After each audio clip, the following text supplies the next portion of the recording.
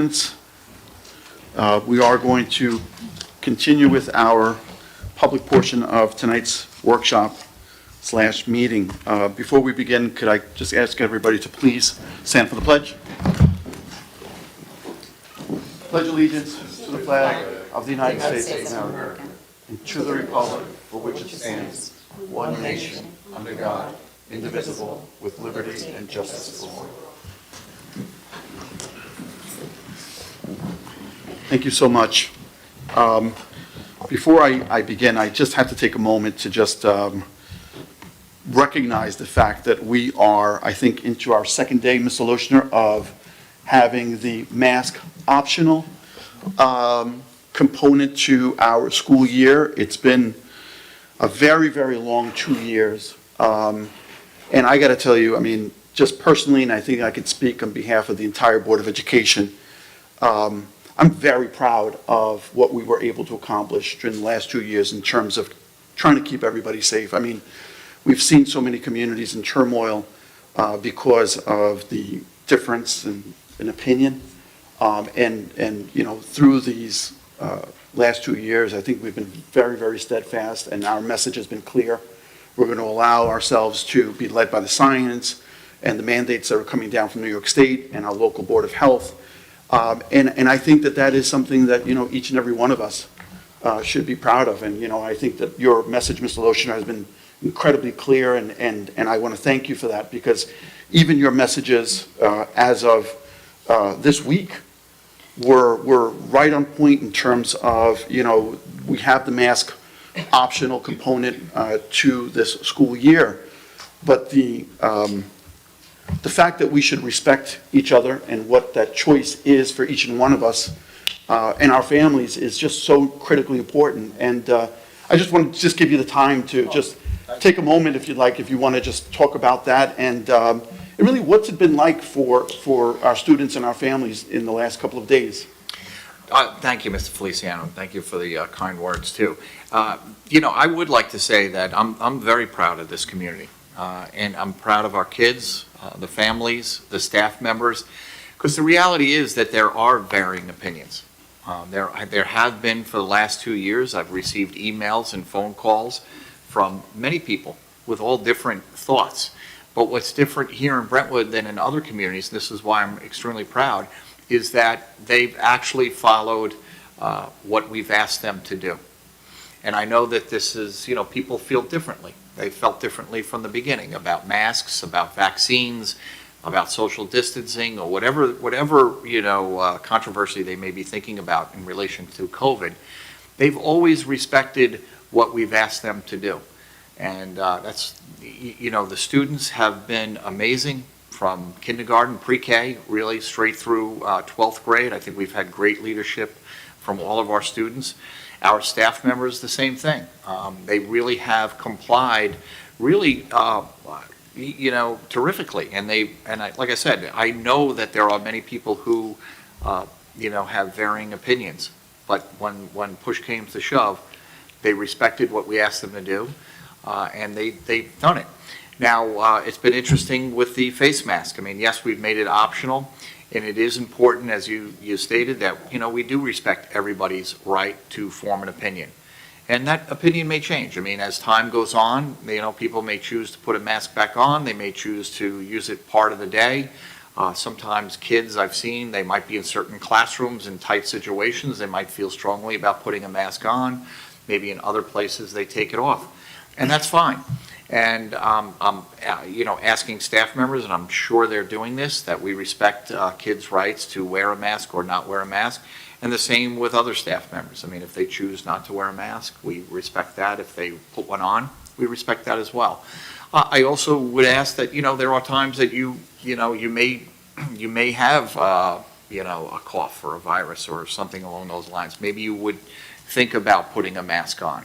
And I think that's what people have said to me. You know what, I'm going to put a mask on if I ran into a couple of staff members today, and they said, you know, if I'm not feeling well, I think I'm going to put a face mask on, and I'll feel better about, you know, not infecting somebody or getting infected or something like that. So there's going to be lots of, you know, transitions, but I really, first of all, I want to thank the board. They've always been supportive of whatever, whatever, I've asked, and you guys have, obviously we communicate quite frequently through emails and text, and we'll say, okay, this is the changing, and you guys have always been supportive of whatever decision we make.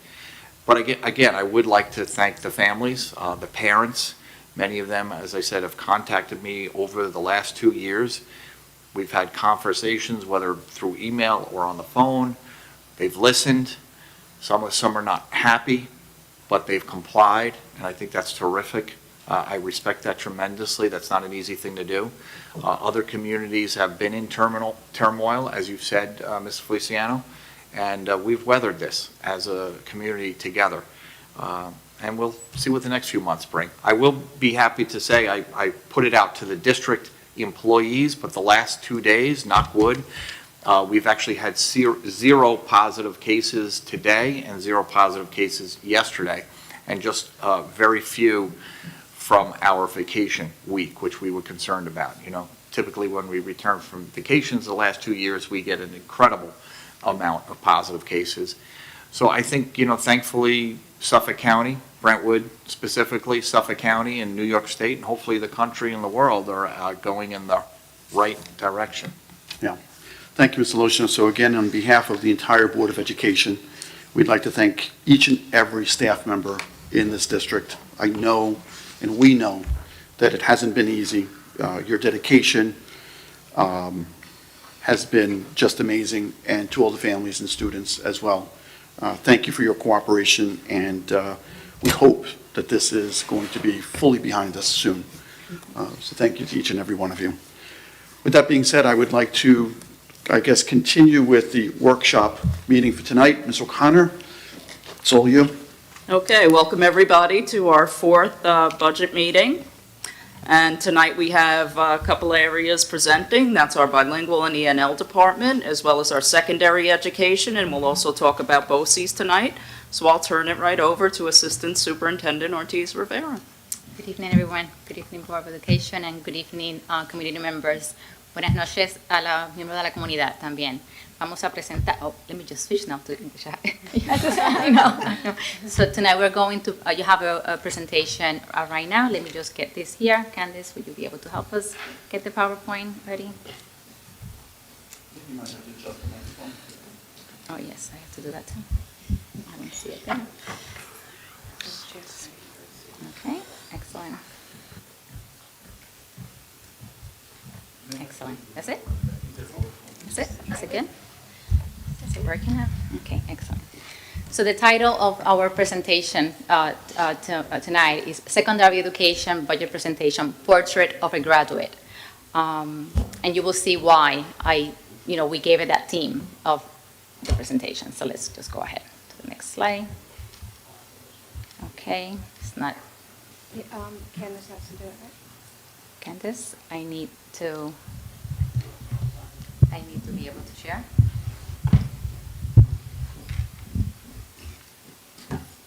Since you're sure. Okay. Excellent. So the first slide that you see here is titled Our Purpose. I wrote the Board of Education mission statement, and guided by the mission statement of the Board of Education, the motivation that the cabinet and our administrators have is that we know and we feel that we have an obligation to spark a love for learning that will motivate our students to find their purpose as members of the community they will one day serve. And we will go through this presentation right now, showing you how we are going to prepare our students for the future once they graduate high school. We are going to start with an overview of the Brentwood Union Free School District demographics, then secondary schools enrollment data. We are going to do an analysis of high school graduation rates and the district initiatives. And then we're going to speak, as I mentioned before, about the portrait of a graduate and propose initiatives to increase graduation rates, projected staffing needs, and then we will conclude with the BOCES budget. So the first slide that you see here, you will see the Brentwood Union Free School District enrollment for the 2020-2021. This is what we see right now on the school report card. When you look at this, the K-12 enrollment overall was 17,998 students. And we also had, in terms of males, 9,238. That means that we have 51% of our students were males and 8,760 were females. That's 49% of the total population. And I just want you to really keep in mind the number of females and males that we have, because when I speak about the graduation rate, you will see something very interesting that we have to target. When you look at the secondary level, we have 10,064 students that we serviced last year. Males, 5,232, that's 29%, and females, 4,832, making 27% of the entire secondary population. And once again, we have more males than females. And in terms of the ethnicities, as you can see, we have a significant number of Hispanics in the district, 87%. It jumped from 84 to 87. In terms of Black and African Americans, we have here 8%, and then the whites here, you can see we have 3%. Okay, next one. This is the enrollment trajectory of our secondary schools. You do have a visual here for you to look, the enrollment trajectory with the graph bars, but I want you to take a look here. Take a look at East Middle. When you look at the enrollment, this year we're servicing right now 1,165 students. The expected enrollment for next year is 1,163, so it's staying more or less the same. At North Middle, once again, 1,158. It is going up a little bit to 1,198 students. South Middle, 1,061. It's going down a little bit to 1,038.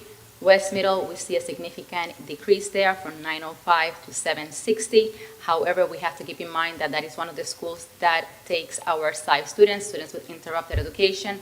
And as you know, we always have an influx of those students. In terms of the freshman center, we have 1,303 right now, and we are expecting 1,266.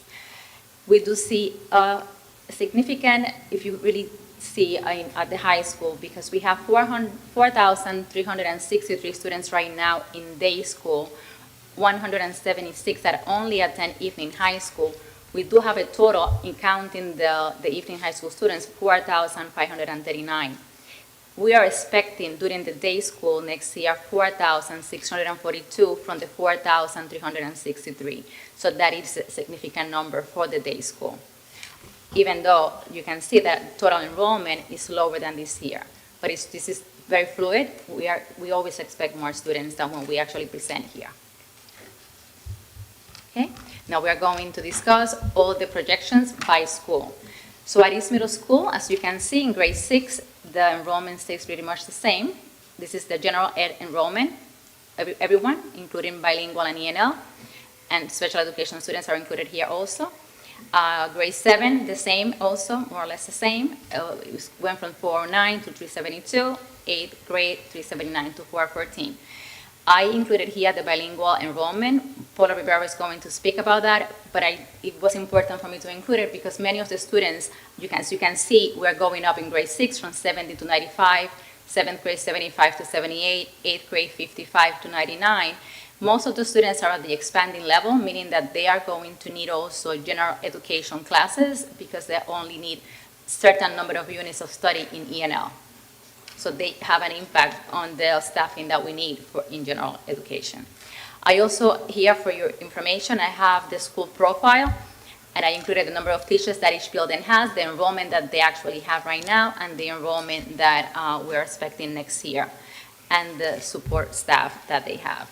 East Middle has 4 guidance counselors at this time, and 1 reading specialist, 2 assistant principals, 1 principal, and 1 social worker that works there 3 days a week. Wanda, I have a question. Yes. I'm sorry. That second column is the same, yeah, should that read 2022, 23, or? 23, right. What column? Where you have under that grade section for grade, you have enrollment 2021-22 twice. Yeah, it should be 2022, That's- 2023. Oh, the expected enrollment. Yes, that is correct. That is expected enrollment. That is correct. Mhm. So here we have for East Middle, the projected staffing needs. As you can see, everything stays pretty much the same because the enrollment stays steady there. something that benefits the school is that we do have teachers that are dually certified. So although we see an increase in bilingual enrollment, we have dually certified teachers that right now are teaching in gen ed and have dual certification, and they can teach those students that we have. Now, you see that in science, I'm asking for a 0.4. I will discuss later the reason why I'm asking for that. We are trying to implement an initiative at the middle school level, and I will explain why we need that there. Okay. Moving to North Middle School. Enrollment there, we have in grade 6, 387 students right now. We are going to 413. Grade 7, 395 is going to 386. 8th grade, 368, 390.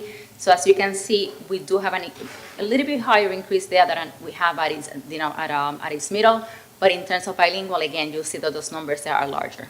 However, as I mentioned before, those numbers, the increase has to do with students that are at the expanding level, so we are going to be able to service them with teachers also that are dually certified, and they teach at East Middle. And this is the building profile here. As you can see, they have a total of 67.6 general education teachers, 9.5 special education, 1 principal, 2 assistant principals, 1 RTI specialist, 3 guidance counselors. They are going to have a new guidance counselors now. We are going to be hiring 1. And once again, 1 social worker that comes in 3 days a week. In terms of staffing needs there, as you can see, the only need that we really have right now is 1 teacher for math. And the reason for that is because the teacher right now is teaching, we have a part-time teacher doing 0.4 in math. However, we have a teacher that was excess. Those classes are very full, and I will explain an initiative that we would like to do also at North Middle. We had a teacher that was excess, like I mentioned before, and was never replaced also. And then the 0.4 in science as well. Moving to the next one, South Middle School. South Middle School also, we have in grade 6, 361 is going to 324. We do have there, I just want you to take a look here in bilingual. We have 78 students right now. We have 51 registered right now. We send here the students that are our non-reader side students, and Paula will speak about that, so that number will definitely increase. In grade 7, 331 to 367, grade 8, 347 to 335.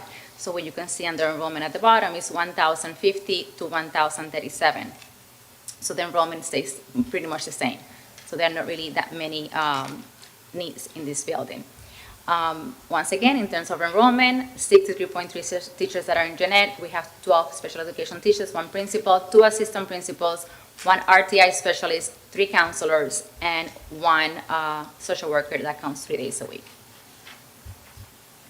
In terms of the needs that we have here, as you can see, we don't really need any grade 6 English or math. We are asking again for the 0.4 science, and I will explain to you soon what that is. Perhaps a 0.2 social studies. The classes are very tight there right now. And last year we had a teacher that was excess, and that's the reason why we have classes that are very full there. In terms of art, we are going to reduce the session by 0.2. We're going to reduce language by 0.2 and physical education and health by 0.4.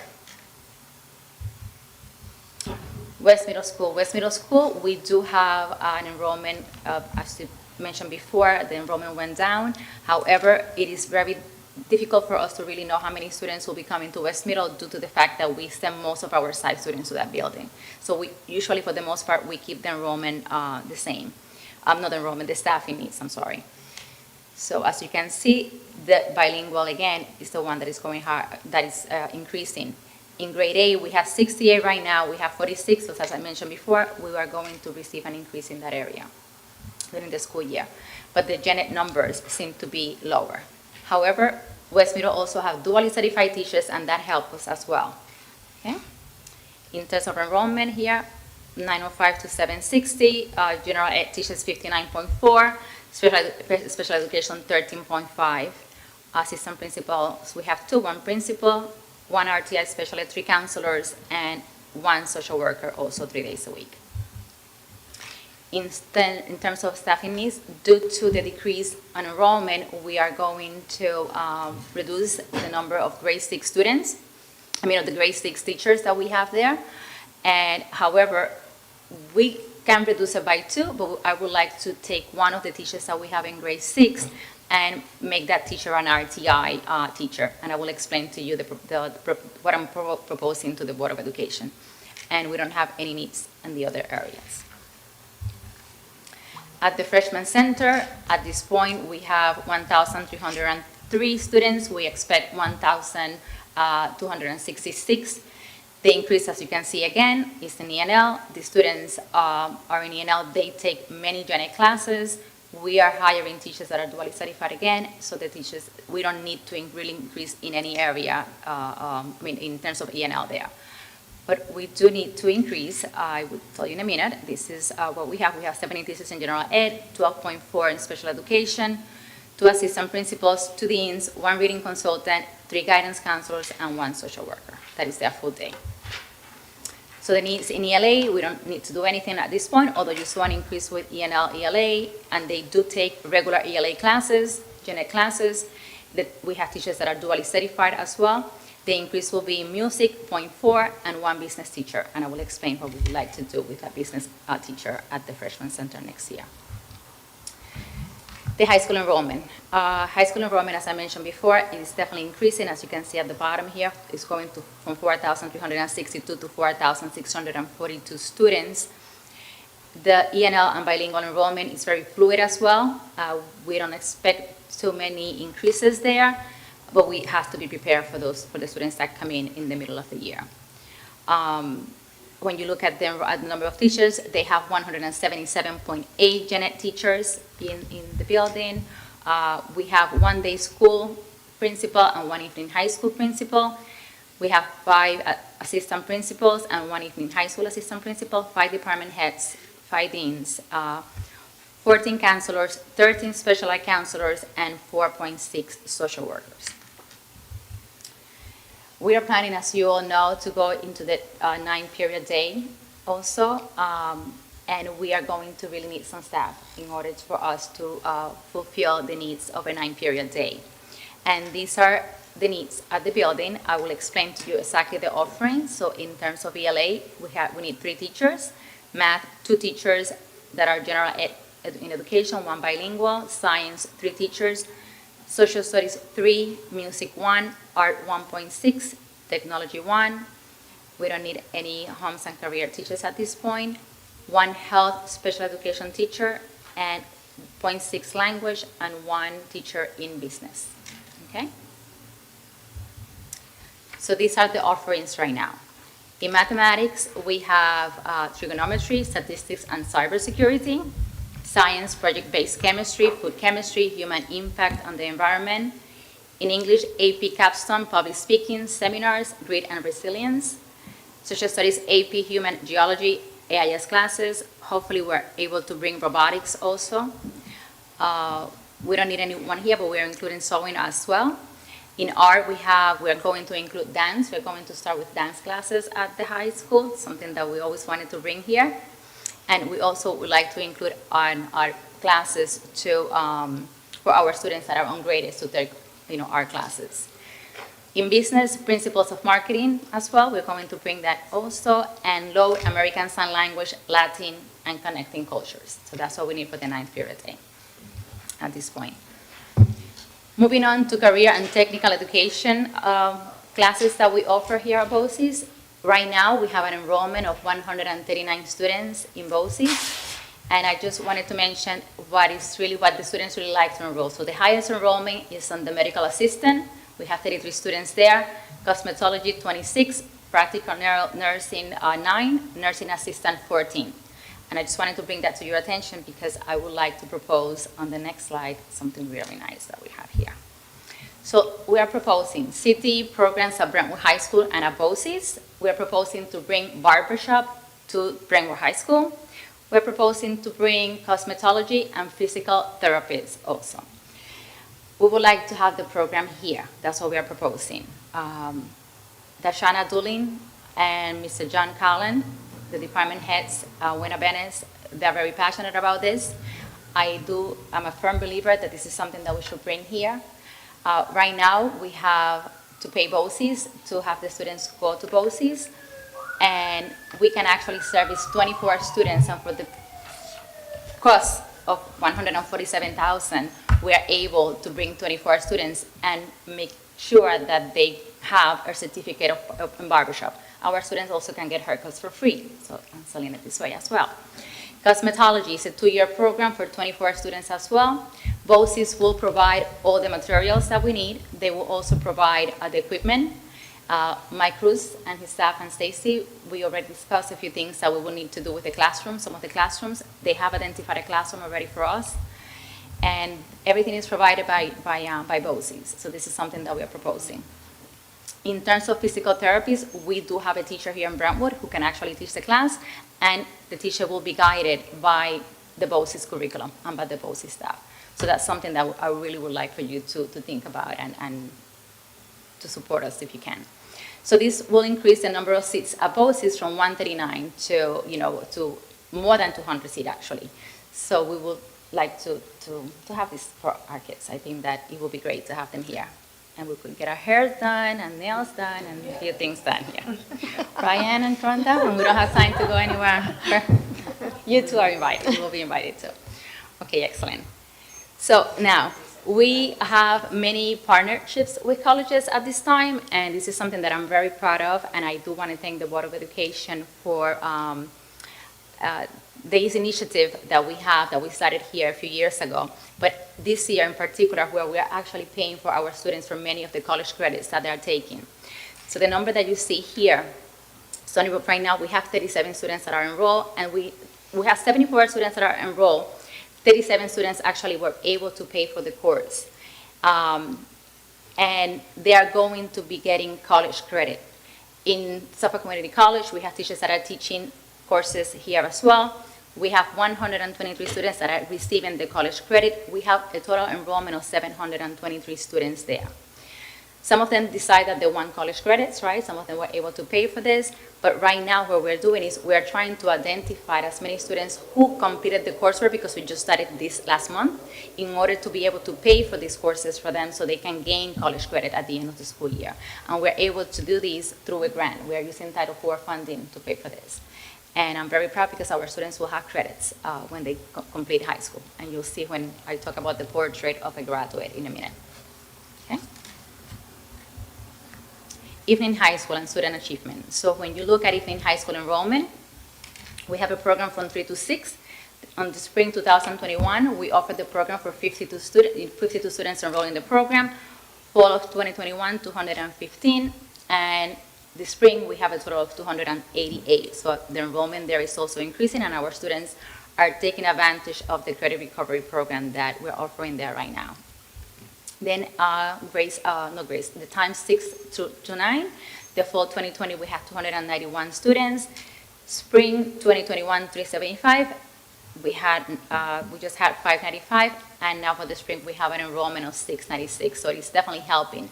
And having this program definitely helps our graduation rate, as you can see here, and let me just explain how this works. So our students, we had a total number of students who went to evening high school that were able to graduate. We had 79 students that graduated in August, and I'm sorry, I just moved this. That graduated in August, utilizing the evening high school program. 37 students in January that just went to evening high school, and that was between June of 2019 and 2020, January 2020. Then we moved to June 2020 and January 2021. That's a school year. In June, we have 58 students in evening high school that only went to evening high school that were able to graduate in June because they completed the credits that they needed. And 214 students attended the day school and were able to graduate because they attended evening high school. In August, we had 74 graduates also because they attended the program and they went to summer school. And then we had, in January, we had 20 students that only attended evening high school and they graduated. But this year we graduated, as you can see, 52 students in January right now that only attended evening high school. So we were able to utilize evening high school again to help with that. And in August, we were able to graduate 107 students. And in June, 20 from evening high school attended just evening high schools, graduated in June, and 245 students that attended day school and evening high school were able to graduate. So this is a very successful program, and I do want to thank Mr. Jerry Chang for this program, the guidance counselors that we have during the day and also in evening to be able to identify the students that need this program and can benefit from this. Okay. Adult education, as you can see, we have an increase of adults that are taking ESL classes, and this is a great program for our community. During the fall, we have 498 adults that registered. Right now, we have 650 adults that register for classes. And the classes that we really offer here are ESL classes. Those are the ones that we're offering. We're also offering preparation for citizenship. And we have, Brentwood Library also has an ESL component that is from Brentwood. They use our grant for this, Pronto and the Sisters of St. Joseph's. We are proposing to bring during this program, adult education, yoga and Zumba classes for adults from next year. It's possible. If we can bring that, that would be great. And we would also like to do a survey to the community to see what classes they would like to see also at night during this program that we have here with Mr. Cheng and Lisa Rodriguez. So we're proposing that. Okay, so now I am going to move into the calculation of the graduation rate and how it's calculated and what we're doing here to increase our graduation rate. So I'm just going to read the definition. So an adjusted cohort graduates rate equals to the number of on-time graduates in year X. Today we are going to discuss 2017, meaning the students that the cohort of 2017. So we are going to talk about the year that we're going to use as a year of on-time graduates in year, so it will be 2021, divided by the number of students who first entered ninth grade 4 years prior to year X. So the students that graduated in June or August, because we're going to work in August 2021, we take that year, that number, that was 1,509 students, I believe. We're going to divide that number by the number of students who first enter ninth grade 4 years prior to year X, plus the number of students who transfer in and the number of students who transfer out. So let's just move to the next year. So this is a chart. I just want you to really take just a moment to take a look at it. Okay? So the total number of students that we had that started in cohort in 2017, because it's a 4-year graduation rate, we're talking about today about the 4-year, we had a total of 1,504 students. Out of those students, we had 1,113 students that graduated. That is 74%. And we're talking about the graduation rate of our students that graduated in August, the entire year. Out of that number, we have 224 students that are still enrolled. They have not finished yet school. They were still enrolled in school. We had 8 with a non-diploma credential that received that diploma. And we had a total of 155 students who drop out of school. That is the term that the state uses. They use it as a dropout rate. And what that means, dropout, means that the students left the district. They left the district and we don't know where the student went to. And we cannot code them with a particular code that helps with the graduation rate. So that is a total of 10% of the total population. So 10% of the 1,504 drop out of school, left the district. We don't know where the students went.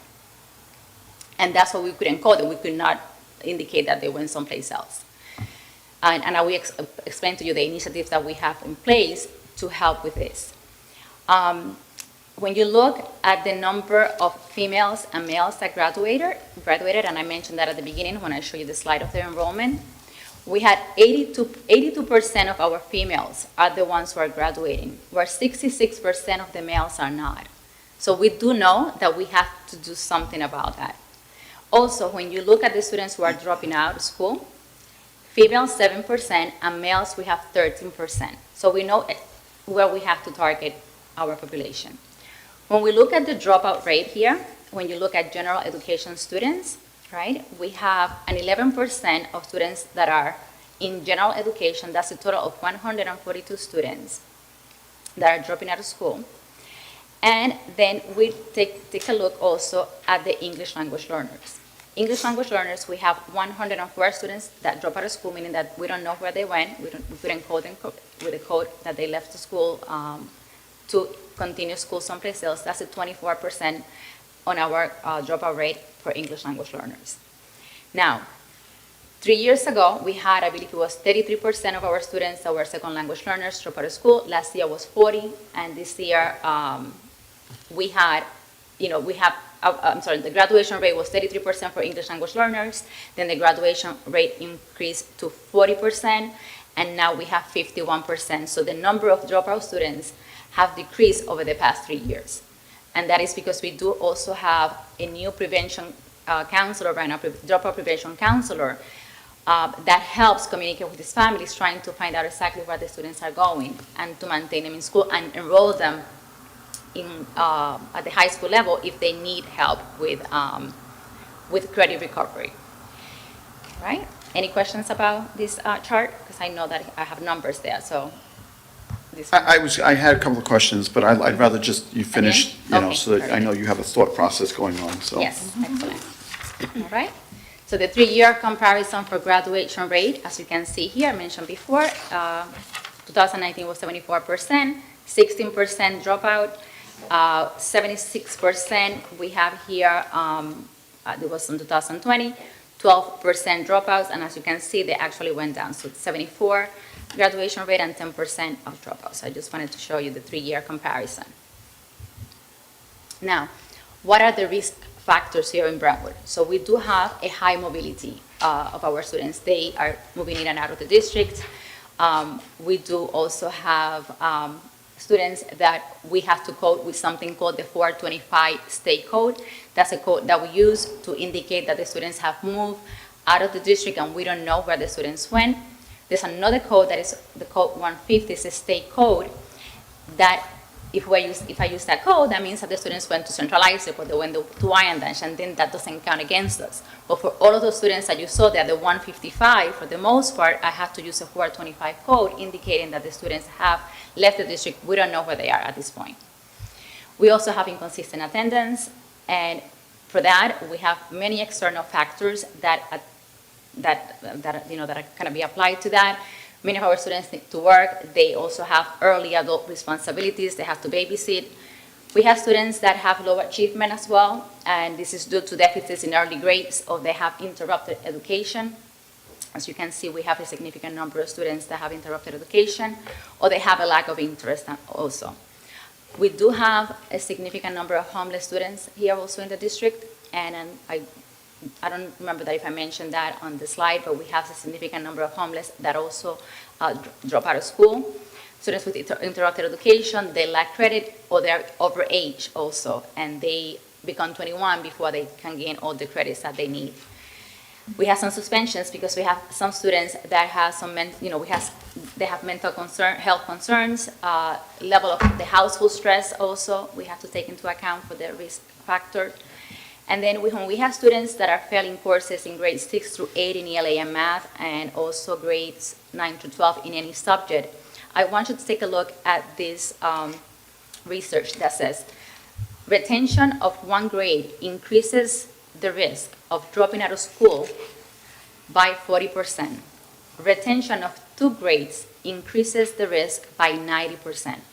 So the initiative that we began here already, that's something that we already have by having the 3 to 6 and then the 6 to 9 credit recovery program, have definitely helped the district with our graduation rate. Okay.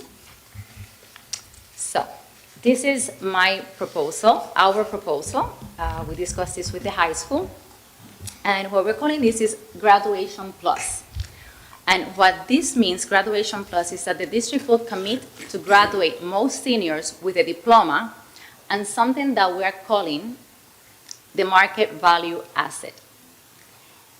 Yes, my husband is an accountant, so we discussed this, right? Market value asset means that we would like the students to leave here with some skills that they can take with them when they graduate school, and they can apply it and they can work immediately right after high school.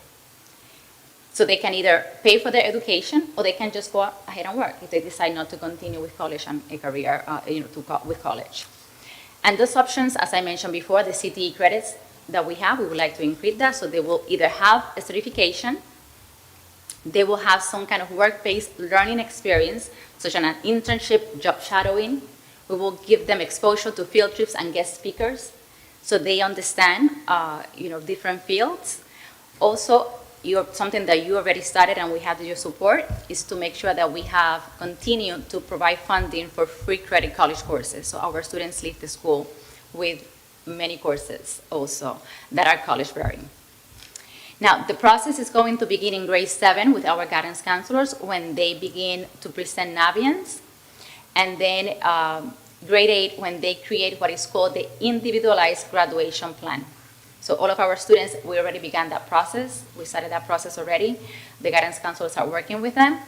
But then when our students enter grade 9, we would like the freshman center to become a place where is for our students to create a pathway for their career. They are going to start thinking about their career in grade 9. And that's the theme. That will be the theme of the freshman center. So everything that we do, it is going to be related to career pathways and at the freshman center. So what are our next steps and what support do we need? So we are going to redesign our existing structures. For example, we're going to enhance the early warning systems to intervene early, starting in the middle schools. We would love to assign graduation coaches and mentors, and we can do this with grant funding. We would like to add attendance teachers at the middle school and at the high school, one at the middle school and one at the high school. We would like to add accelerated classes at the middle school. And I know that I mentioned to you before that I wanted to add a point for a science teacher. The reason for that is right now we don't have that many courses at the middle level that are Regents classes. So when you have only 2 courses, for example, right now we only have 2 sessions of it could be for earth science and 2 sessions of algebra. So when we have that, we would like to increase those courses to make sure that our students are taking these courses before they get to the high school, so that at the high school they have opportunities to take other accelerated courses. So we like to start early. By doing that, if we are going to increase in our science, I will need to add a lab to those classes. So that's what I'm asking for the point 4 is to add the labs to the classes that we would like to add. To develop a credit recovery program starting at the freshman center, so that way the students that are failing right now, any students that are failing, they can actually recover from that and take the credit recovery classes right now during the semester. Very similar to the 3 to 6 program that we have right now, but to have it at the freshman center. Then we're going to update the comprehensive school counseling program to align to the proposal of Graduation Plus. This is a work that I will be working with teachers and guidance counselors and administration. And with this proposal, we are going to have graduation credit review system to enhance parental involvement. We want clarity on what is it exactly that we're offering. Parents need to understand what we have, and students need to know also what is it that we have here to offer them. We have a family welcoming center right now, and they are going to offer one-to-one guidance also to our families, so that is fantastic. And to be able to do this with the Graduation Plus, right now we have a work-based project coordinator that is working part-time. We would like this person to become full-time to help us with this and work closely with the new guidance counselor that we're going to hire now that is going to be working at the high school. It's called the college counselor that we will have there. So we already started this work. This is something that we're starting already at the middle school level. Right now, we have an RTI literacy support. We have 1 RTI teacher. We have after-school programs.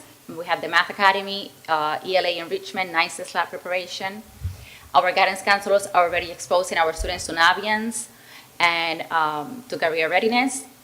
We began a series of family workshops as well, transitions to the freshman center and the high school that took place a few weeks ago. We had our first workshop with parents, and we have the middle school summer enrichment program.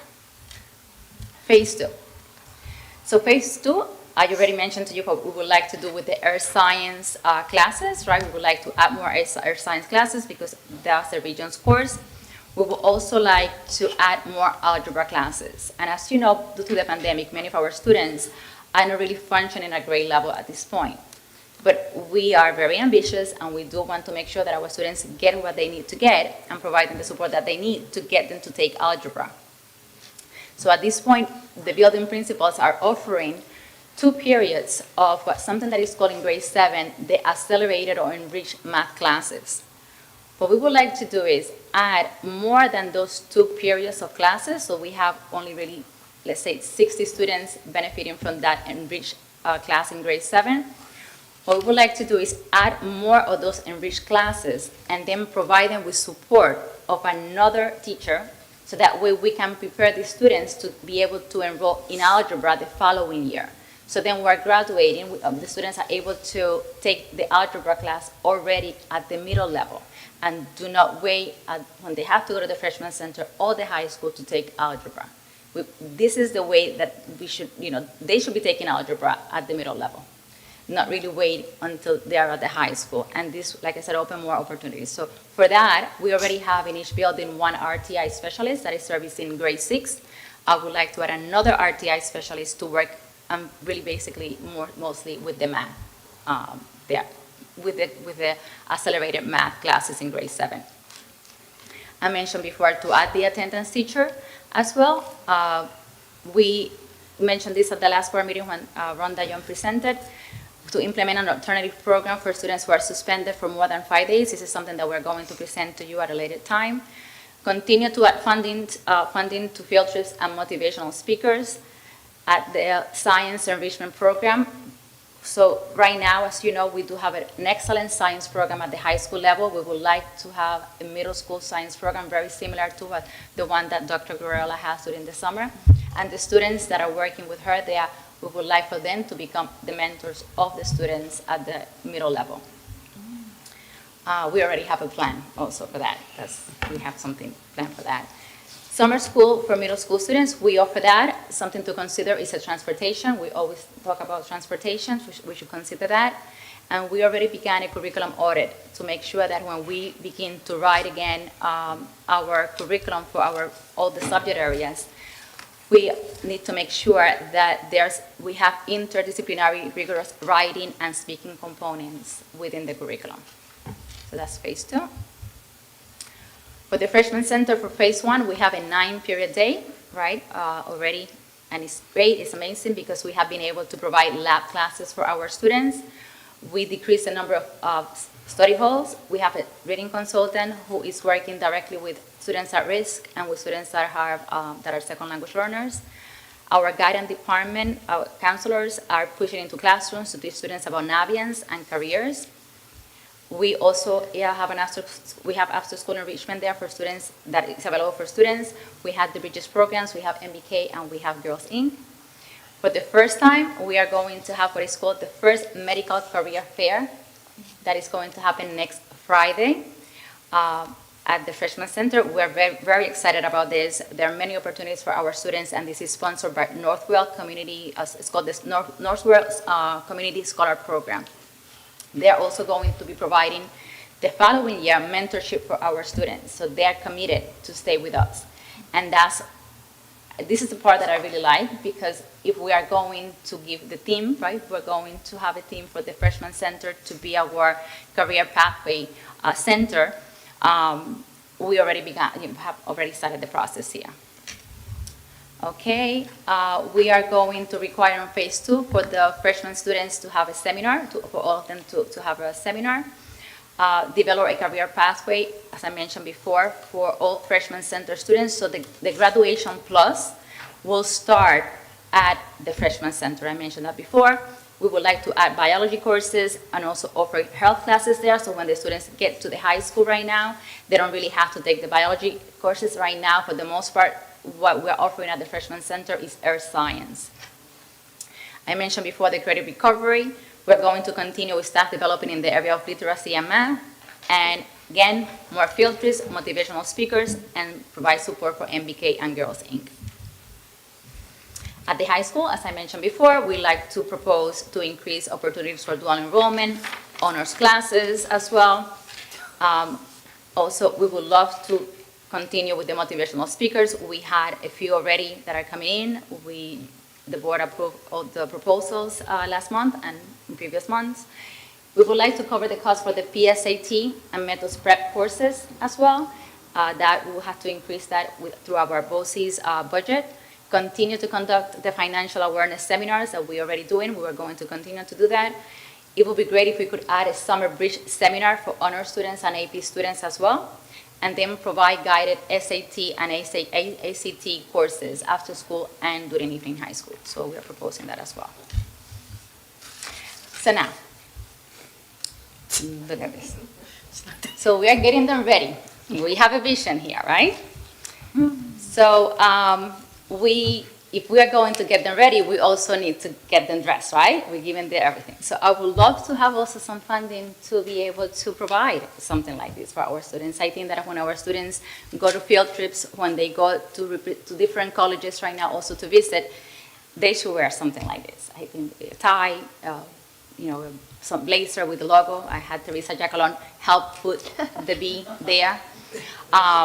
So she's great, as you all know, and she found a girl for me. I didn't have a girl, so I think this is wonderful. Today Kevin Cohn and I were speaking, and he even said that he will begin the donation of some of this also for the freshman center for the students. So I think BTA would be fabulous to do something like that. So this is something that I would love for you to consider, and I would love to see our kids wearing this. And I think that Mr. Lotion will want one too, so we will get him one too. All right, so. All right, this is excellent.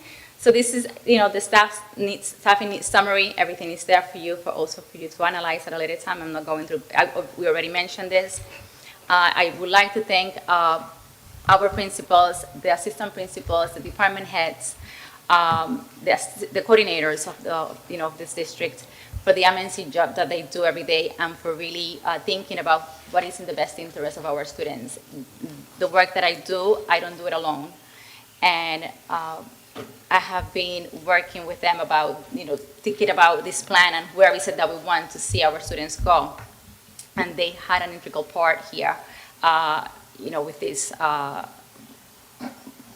whole presentation that I gave to you today. Our teachers also, I do want to take our teachers. Without them, we don't know what we would do. And our students, they really motivate our work. And this is for them. As you can see, this presentation was really for our students. We're thinking about them. What is it that we can do so they can actually provide something to the community, and they can feel that they have a career. What is the purpose of going to school? What is the purpose of really going to high school, right? The purpose is we're going to prepare you for a career. And this is a place where we want them to stay. We don't want them to be disengaged. We want to motivate our students. And the cabinet, of course, I have to thank the cabinet for always supporting me and whatever ideas I have, whatever ideas we think about and talk about throughout the day. And Mr. Lochner, I just want to take this opportunity to say thank you to you, because you are really a mentor. You have always been a mentor, and one thing that I really have learned from you is that our students always come first, and I know that when you're stressed, the first thing that you do is you go visit a classroom. And trust me, that's seriously, I said it. And I was in one today, so I had to be there. So I did the same thing, so thank you for that. And then I just really want to show you some pictures. I don't really have to go through this, but these are amazing things. Our students, right now, they are really smiling behind the mask, and now some of them will not be wearing the mask. So they're doing great things, and even with the mask and the restrictions that we have been able this year to bring them back, and they're together, and that's what is important. We have many highlights, as you can see. There are many great things happening. Look at this picture here. They're even together. They're looking at the camera. They're smiling. This is the freshman center. They're working together on a program, and this is fabulous just to see that. And in April, we are going to have a family engagement festival. We are not going to call it Academy. This is Paula's idea to have a festival.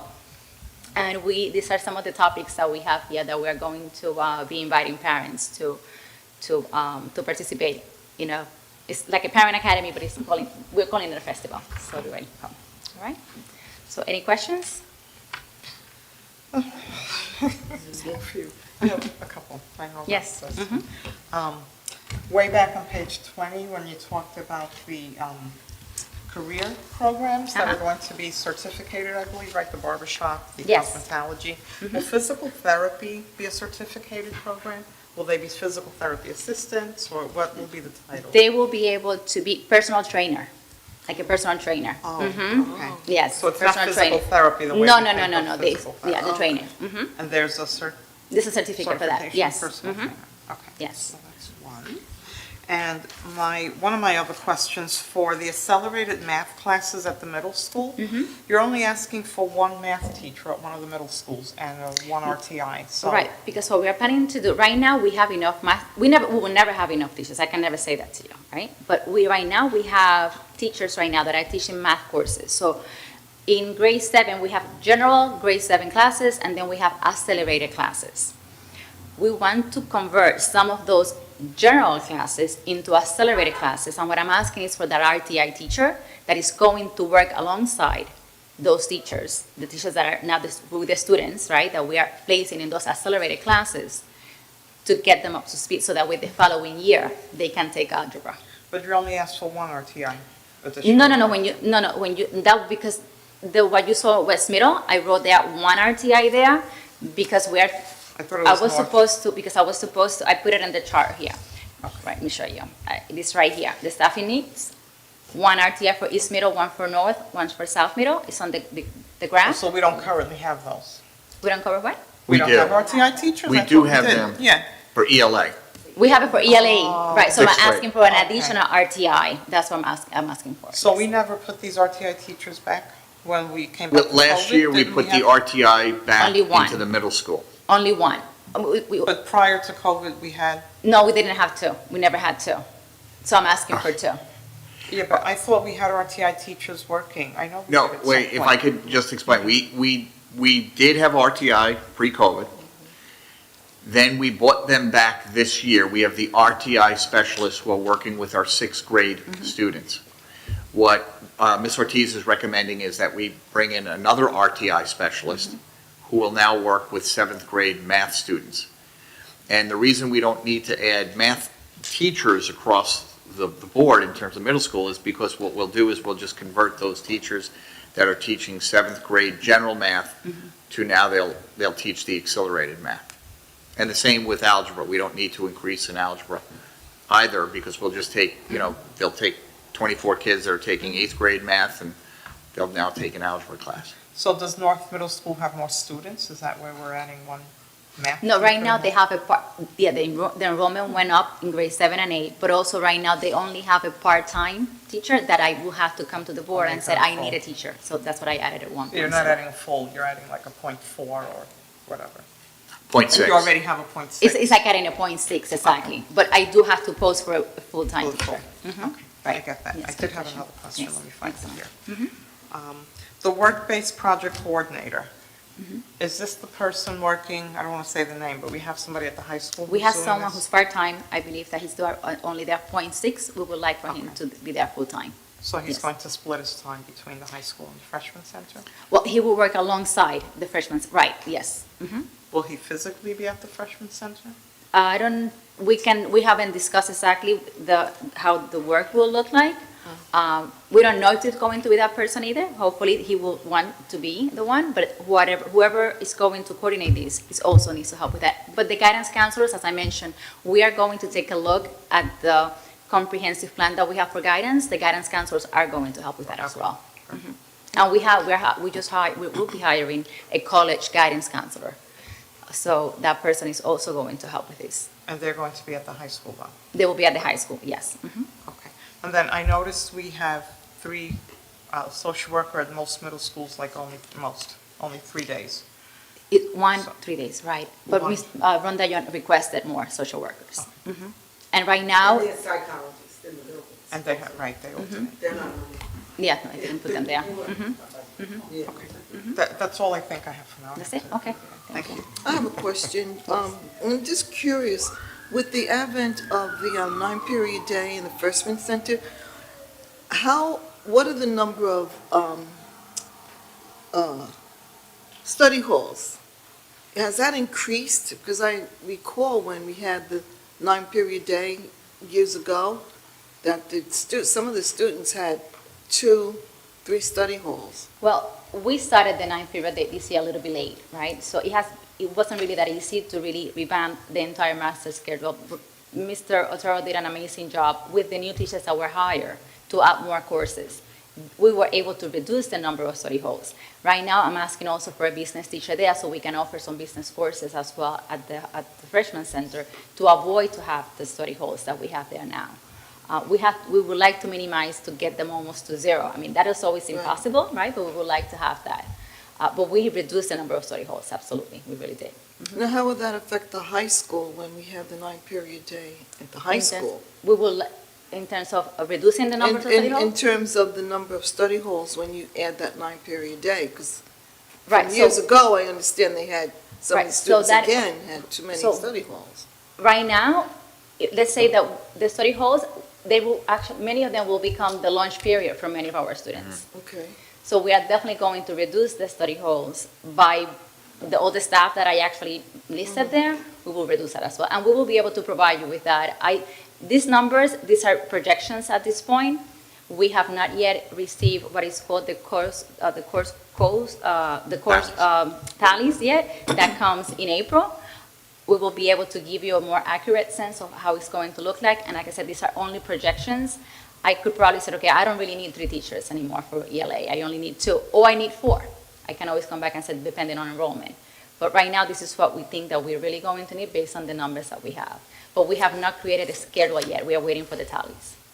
You have to remember too, one of the motivations behind the 9-period day is we have over 2,000 students currently at the high school that don't have a lunch period.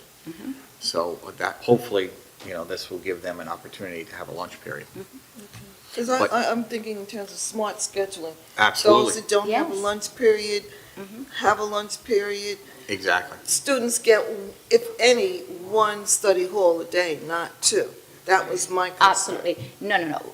We want to build our students so they can be exposed to many of the credits that they haven't been able to be exposed to and take those courses. Absolutely. We do not want to have 2 study halls.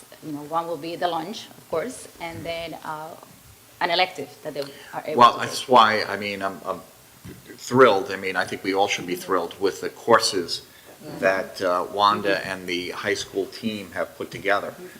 That's why I'm so pleased that we took a year to really develop some courses, and it's really worth another look. And I know that you're putting together a pamphlet too to show the community. But there's some just outstanding electives that we really hope our students, not hope, we're going to, obviously, as guidance counselors, put them in courses of interest. But you wanted to show that again, Wanda? Do you Yes, have sure. that slide? Because I really am so proud of what the high school will be offering. It's really tremendous. It's All right right. here. So, okay. Just to take a look again, I know you went through it already, but I just love these courses. I look at them all the time. The cybersecurity, for instance, on the top line, that's right now currently one of the #1 jobs in America is cybersecurity. So to have that course offering. Project-based chemistry, food chemistry, and human impact on the environment. Just tremendous courses. The AP Capstone, public speaking, grit and resilience, love this. The AP Human Geology, we actually have a community member here who always asks us about AP courses, which is terrific, but we've actually added another one. I think that brings us to about 18 or 19 AP courses at the high school. And obviously AIS, so this allows students who are in AIS classes to still take electives. So you can be in a math AIS. Previously, you would be in a math AIS, and you really wouldn't have an opportunity to take an art class, let's say, for example. Love that we're bringing back robotics as a class, period. It's no longer just a club, which we are bringing back robotics after school to do the competition, but now we're offering robotics in as an elective class. Sewing is terrific. I don't know, I know you spent some time on this, but dance, I love the dance. We're bringing that back, the performing arts for ungraded students too. One of the things that actually just recently came up was the art classes for ungraded students. So we've targeted that population too, and I'm thrilled that they're going to have that opportunity. The principles of marketing, I love the American Sign Language, Latin, and connecting cultures. And then on the next slide, I think, is that's your BOCES. Just tremendous opportunities for kids. Also, I think it's important to note that we're offering barbering to 24 students, whereas opposed, it was 12 students prior to this. So now we're actually doubling it. And the same with cosmetology. It's actually smaller classes in when they get over to BOCES. Really just thrilled about all of these new opportunities for kids. I mean, it's really exciting. I think we should beat this drum quite a bit to let parents and students know about these courses. Yes. So I do have a question, and it's, I think your slide on page 26, it's on page 13 of our handout, and it's the graduation rates.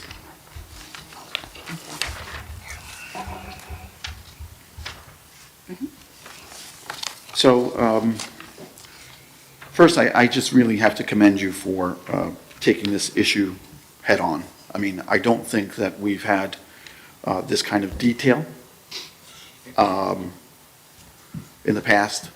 And, you know, this is not an easy subject to talk about because, as you know, I think I've mentioned it to the board, is that we did have some calls when the Newsday article came out in terms of our graduation rate. It was about a week and a half, 2 weeks ago. Newsday had, you know, published the graduation rates for Long Island, New York, and that 74% did pop out as being low as compared to most other districts. But, you know, we've always said that Brentwood is very unique, you know, and that we handle situations here that most districts don't have to deal with. You know, the way you broke out the disabilities, the subgroups, I think was incredibly important. So we have the gen ed students, we have the students with disabilities, English language learners, and then the homeless population. I believe, and I don't know this for a fact, but this is just my guess, that if we compared those numbers to numbers in other districts, our numbers would be just astonishingly higher. And that's not an excuse. That's just our reality. It's just a fact. But I did want to take some time to focus on your first line, which is all students, 1504, the total graduation, and then how you calculated 74%.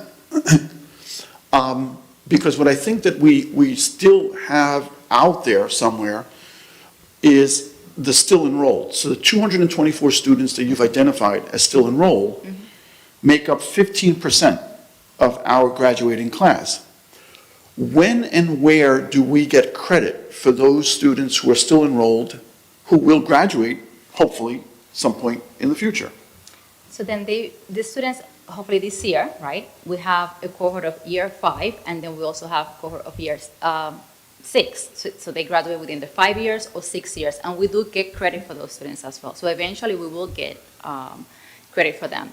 But now they are not graduating with their cohort of 2017, they graduate with a different cohort. We do gain credit, Yep. but it is not the same credit that we gain if they graduate, within the 4 years.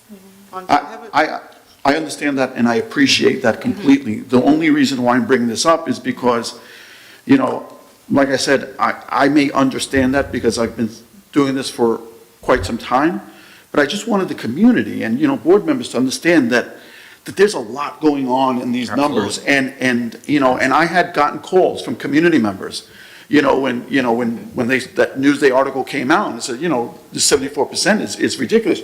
What's going on in Brentwood? And I try to explain these things the best that I can, but I think you did a better job than I did, that's for sure. But I just wanted to highlight that 224 because there may be a significant amount of students in that still enrolled group that will come back and increase that 74% to a higher number. Now, I understand that, we don't get the same kind of credits, with the 5-year cohort and the 6-year cohort. But, we also understand and appreciate the fact that we are dealing with students with Education. interrupted formal education, STIFE students, right? We are dealing with a huge population of English language learners, who also are behind the 8 ball in terms of the material that they know and their grade level. So again, I'm not looking to make excuses. What I'm trying to say is that I do believe that we are doing the best that we can with the circumstances that are before us. That's true. And I just, I would love to come back to this, at some point, to see what that 5-year cohort and that 6-year cohort number is. Again, I thank you so much for the transparency. I know that this is something that was, part of a conversation that I had, and I'm sure that it's a conversation that happened in the community. Again, I thank you for that. I also want to bring up the total number of drop, right? So that 155. That 155 is hard to explain, but it is what it is. And we do have kids in our community who can't stay in school for one reason or another. Circumstances at home, they have to work, they have to contribute to the household. I got to tell you, personally, sometimes I'm surprised that it's even that low. Yeah, but that doesn't necessarily mean, So then, because I know people who pick up and just move back to their country. Yes, yep, I just had it, and I called you about it, a student. Yep. Elementary school, who went back to his country, if he didn't get back within 30 days. right. But and you're absolutely right. That's a big, Yeah, you're absolutely right. And, just dropping out in, yeah, and when we can't, McDonald's. yeah, and when we can't identify that they have enrolled in another school, Exactly. that happens to be a bad on us. It happens to be it affects the graduation rate for our district. And that's what I wanted to point out, to your point exactly. Yeah. If I could say too, that, the 155 is actually a high number, but what we've done over the last couple of years, we've hired a dropout prevention guidance counselor who, believe it or not, reaches out to each one of these students individually absolutely. and takes great pride, along with Miss Ortiz, in getting many of these kids back. And It's the same thing with the shelter. They get moved to a different shelter in another town. Right. Well, we may, everybody has, like you said, different circumstances. Right. And sometimes, yes, they do go back, back to another country, back to, to another state, and we may not know where they go. And unfortunately, they have to be coded as a dropout. Yep. Now, I will say, Ms. Feliciano, you actually also did a great job of explaining it, as well as the graduation rate. And Ms. Ortiz is correct, we do get credit. However, it's not really credit in Newsday, which really gets printed.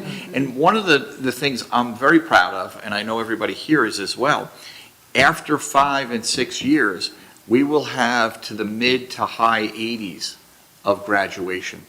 That actually is a fact. You can look it up. We will have, some years it's 86%, some years it's 88% as we get to that 5 and 6 graduation rate. Now that's pretty, that's now getting into, lofty numbers. And we should be proud of that, because we, as Ms. Ortiz pointed out, we're now offering multiple opportunities for kids. We have that afternoon program, which, with the blessing of the board, we started a couple of years ago. You can see how that credit recovery is growing. The night school, the number of graduates that we're getting, what we're doing is we're doing what they say to do. We're meeting kids where they are. And we recognize that some of our kids work very late at night. They're, as Ms. Ortiz pointed out, they're doing lots of things that a lot of other 16, 17, 18-year-olds don't have to do. Work a full-time job, work, straight through the night and then come to school. We recognize that those kids, maybe will benefit from an afternoon class or an evening class. And that's why you're seeing, we're going to see these numbers creep up. Even the four-year graduation will creep up. But what you explained, Mr. Feliciano and Ms. Ortiz, we'll never have a four-year graduation rate that's like, wow. We just won't. I mean, because of what we're trying to do. But if we as a community say, let's look at that 5- and 6-year rate and say, wow, we're staying with our kids. We're keeping them with us as long as possible and graduating. Mr. Listener, is this a fair statement? And I just, I believe it is. But staying along that same line, the first line, all students, taking into consideration the percent that drops out at 10%, even if we did everything perfectly, our maximum graduation rate would only be 90%. Is that a true statement? If you took the If you took- 224 and yes. added that to the 15. No. If you took the 10% off of that we have identified as drop, Yes. right? If you took Right. that off of the total, we could only max out at 90% At because 90. 10% we have Right. identified as dropped. Right. And that's another point that, to Ms. Safiri's example, there's a lot going on with the students in our community. Sometimes it isn't up to them. Sometimes, it's circumstance that they are facing, that they do have to leave, our community, maybe sometimes going back to their countries of origin, maybe going to a different place in this country. And that information is never relayed back to us because it does happen sometimes, We over. lost 15 students last week. Yep. To a fire. Yeah. So to the point that Mr. Lotion is making in terms of decreasing the graduation rate, your next slide actually has it going from 16% in 2019 to 10% in 2021, and I believe that those are the efforts of the person that you have identified that's within the school district. That helps us identify where it is that these students went, and it ultimately does help Yes. us, better explain this. But I just, I think that this theme, this idea of explaining the graduation rate as per Newsday and what our reality is something that I think that we should continue to try to echo. Again, I think that we do have amazing staff. I think that, everybody, for the most part, is trying to do what they can with the student population that we have.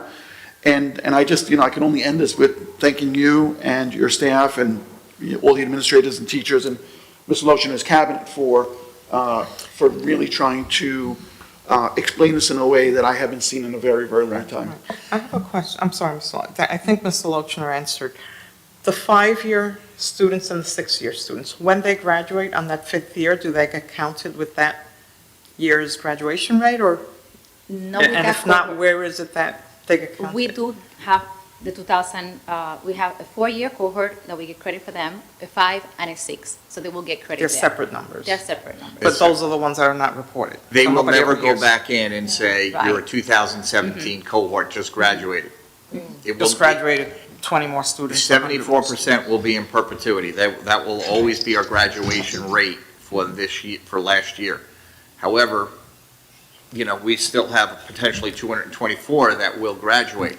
I do have to ask Ms. Ortiz too, when we have kids who age out, so what does happen frequently is we get many 16 and 17-year-olds coming to us, which, as I've said in the past, we welcome and, we'll cherish all through. However, they may not graduate, they'll age out.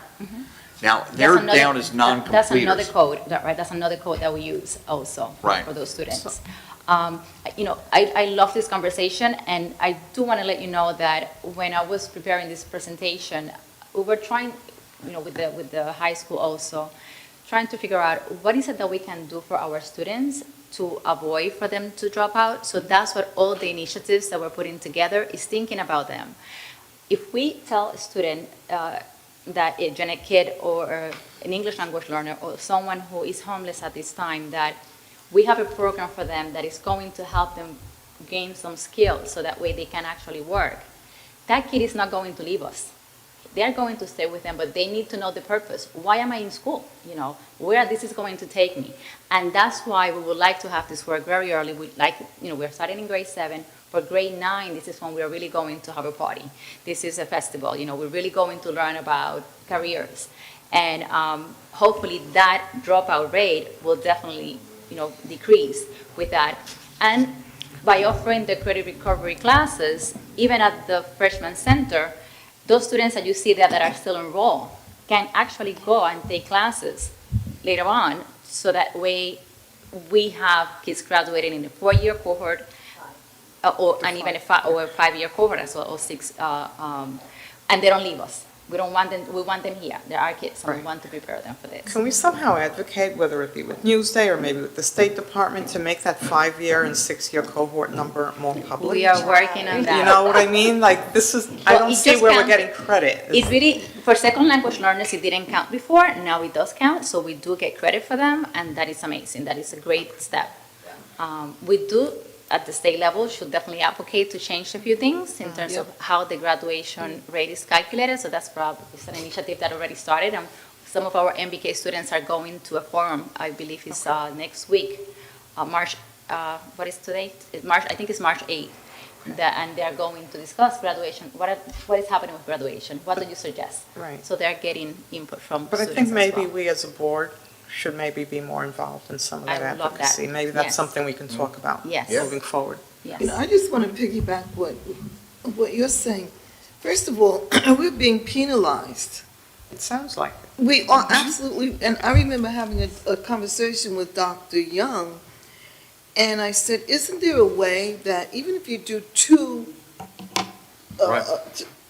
types of, Yes. right, because we have 16-year-olds that, as you say, have never been to school, or maybe had interrupted education.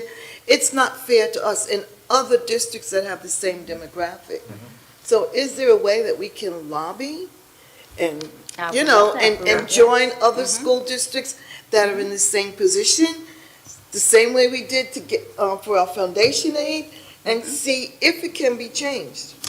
Because it's not fair. No, but the trouble is that the graduation rate is, like Mr. Lotion said, what's reported, at the end of a school year, and we have to wait that 5th and 6th year. So I understand what you're saying, and I get it. I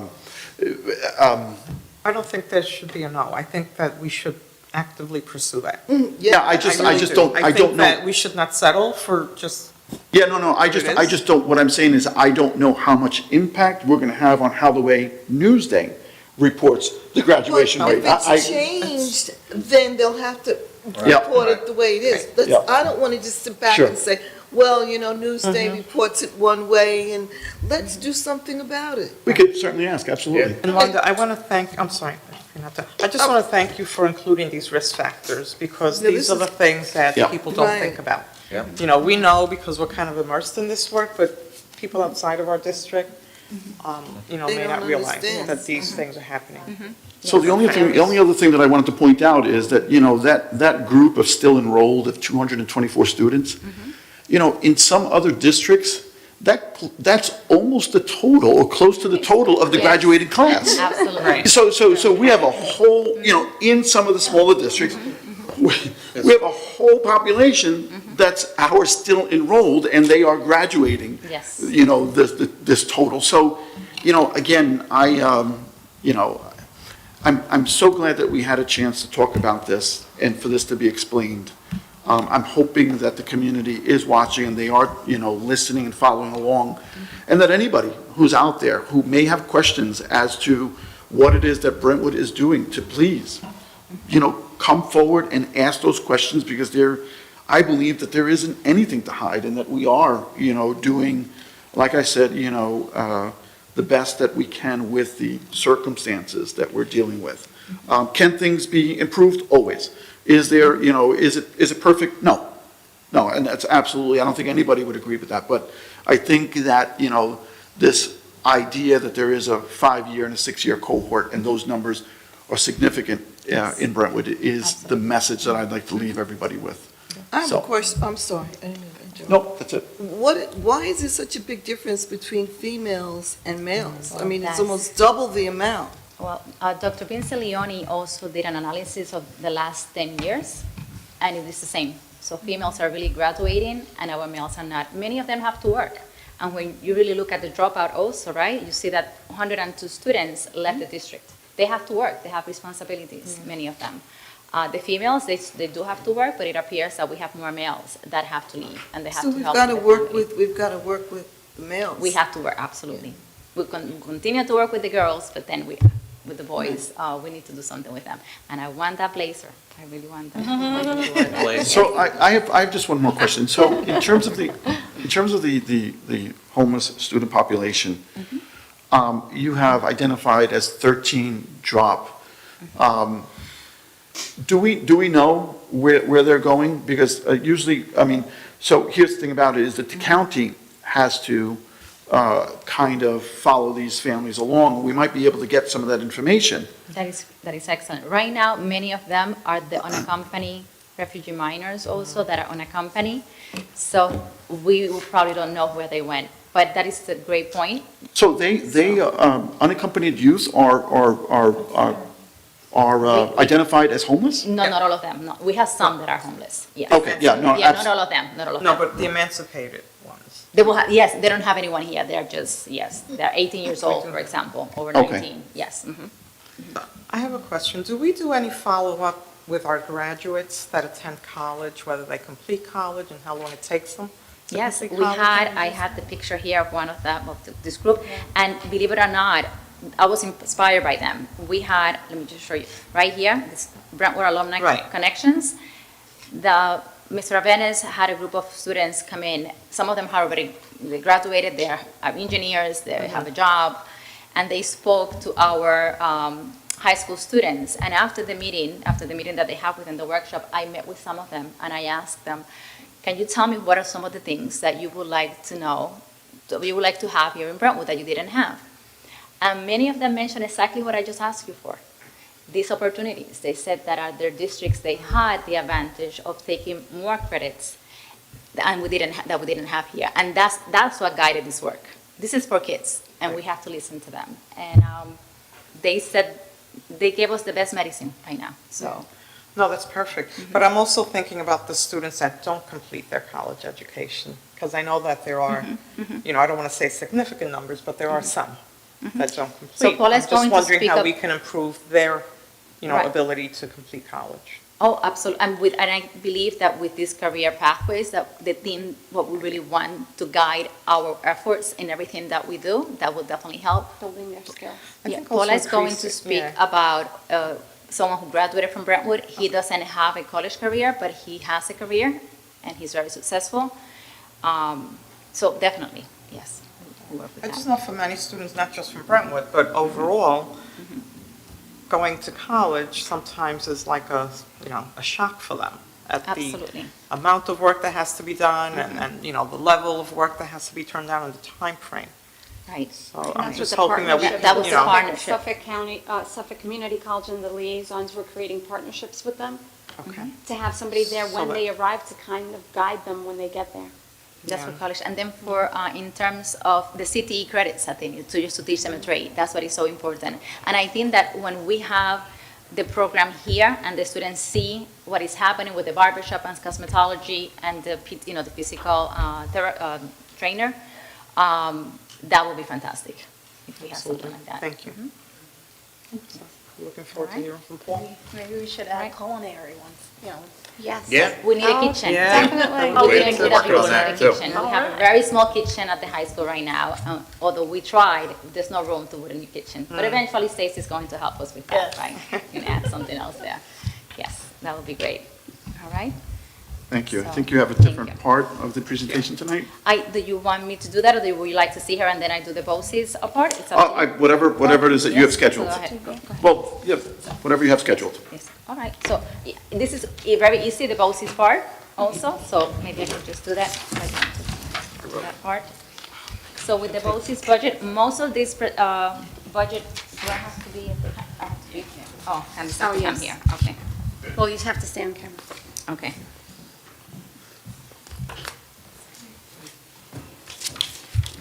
Thank you. All right.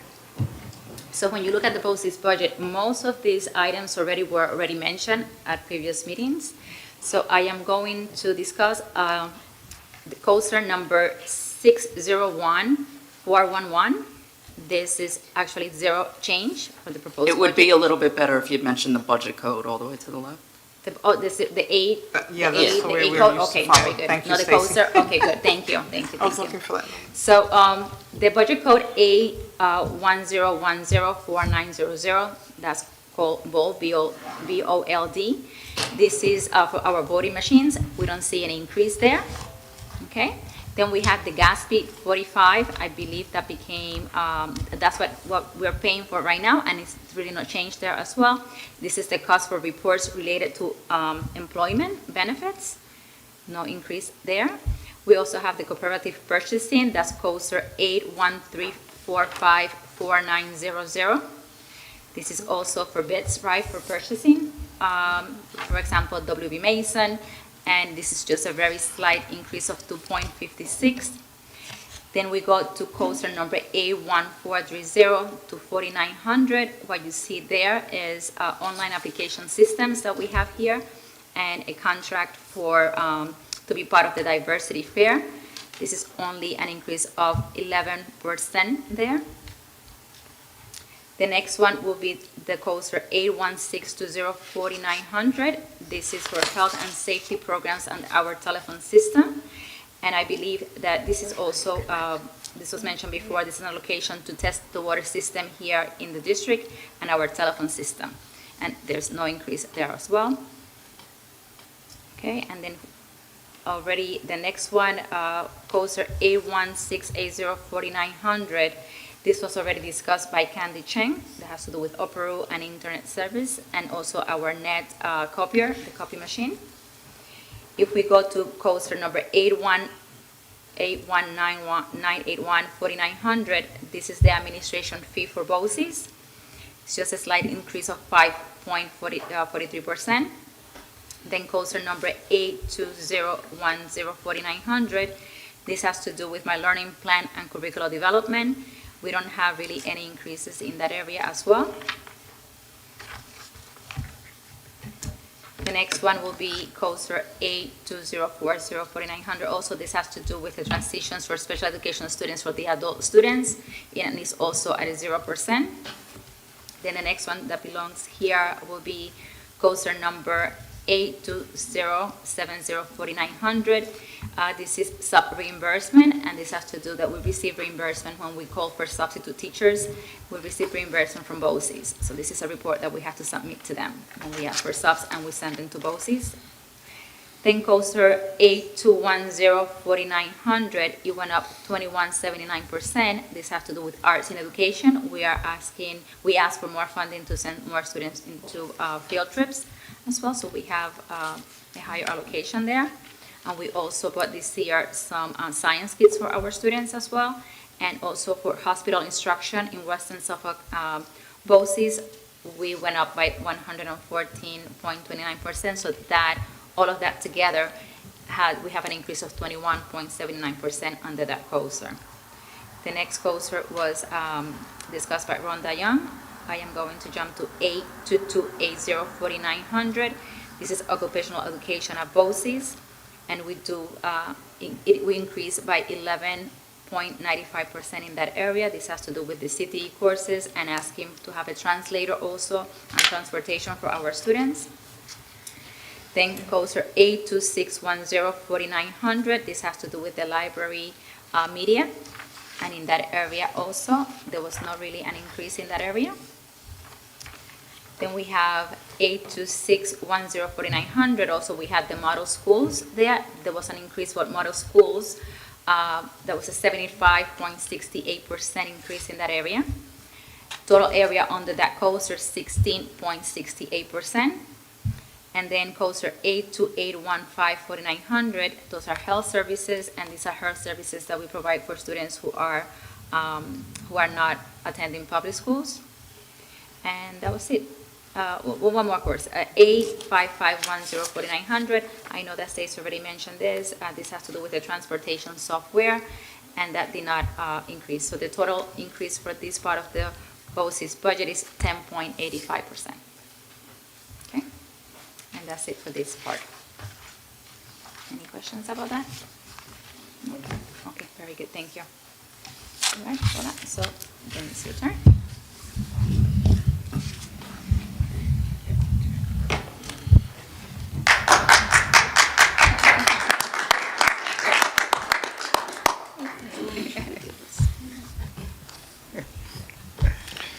It was terrific, Wanda. Great presentation.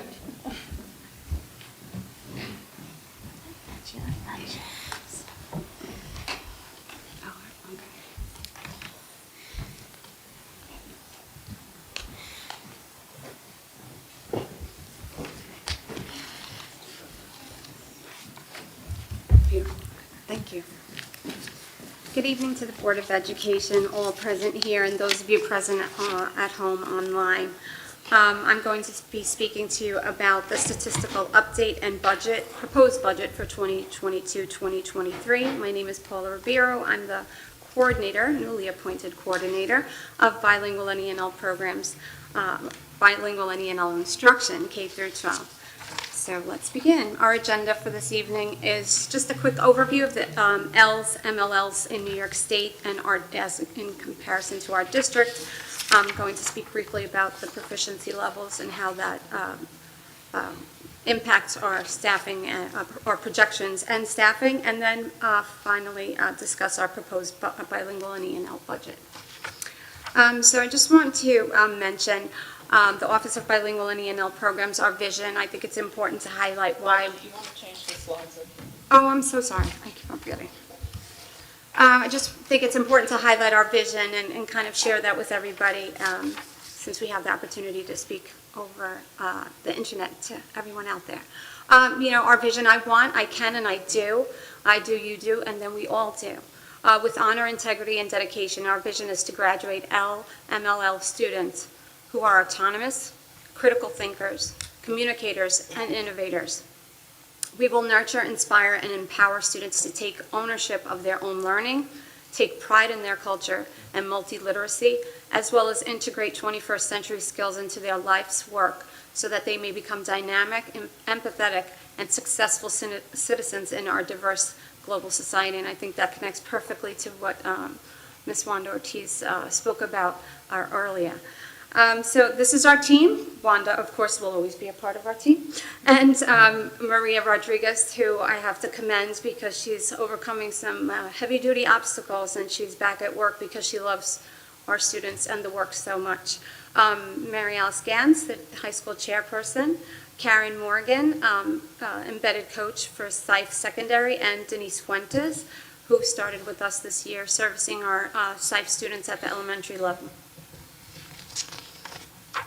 So to take a quick, I keep on forgetting, sorry about that. So take a quick glance at New York State to compare enrollment and see how we fare with other, with Suffolk County, New York City schools. Suffolk County, 222,282 students enrolled in Suffolk County. In New York City, 145,723 students. Long Island, you can see Nassau plus Suffolk County equals 43,025 students, and there we are, Brentwood, 6,438. But I have to please be mindful, or it's noteworthy to comment that these are numbers that are reported on Beds Day, which is in October, so that as the year progresses, we obviously increase in the numbers, and so this number doesn't reflect all the students we service because the numbers increase throughout the year. Therefore, ever-changing and fluid, like Ms. Wanda Ortiz had referenced before. So we did service 7,307 students last year. And then you can see student enrollment as compared to Suffolk County.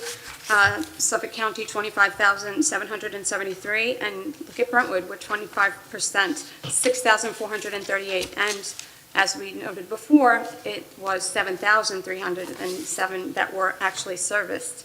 So that even increases that percentage a little bit.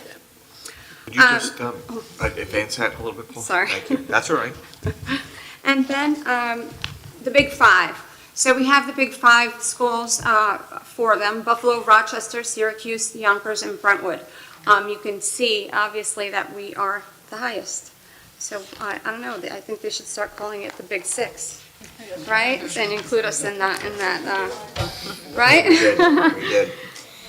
We need notoriety, we need to get out there. Okay, so subgroups, so we have, here are our subgroups of ELs, newcomers, which indicates students that are just newly arrived, 3 years or less, developing in program 4 to 6 years. And SIFE, long-term, 6+ years, and SIFE students that we mentioned before, those are students with interrupted formal education.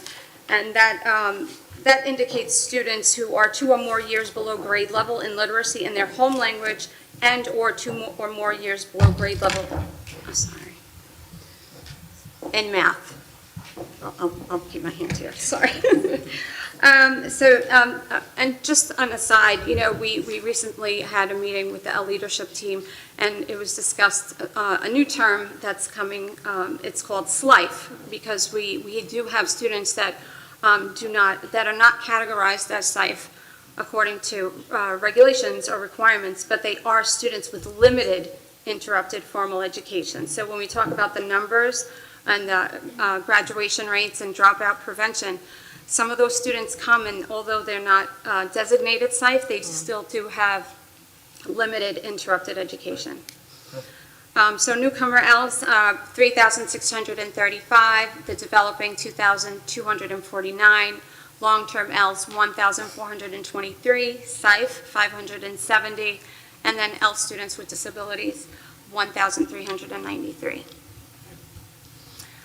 So this chart I think is so telling, and it's interesting to look at, and I invite you to take time to look at this because it really gives you a picture of where these newcomers developing long-term students fall in terms of grade level. And you see that we have the number of newcomers that come to us in kindergarten, and also notice the developing ELs in 3, 4, and 5. And then we have the long-term ELs, which means they're right there at the expanding level on their way to becoming English language proficient, but just need a little bit more support. And that's where our AIS and accelerated writing classes and help support our students to make sure that they become proficient.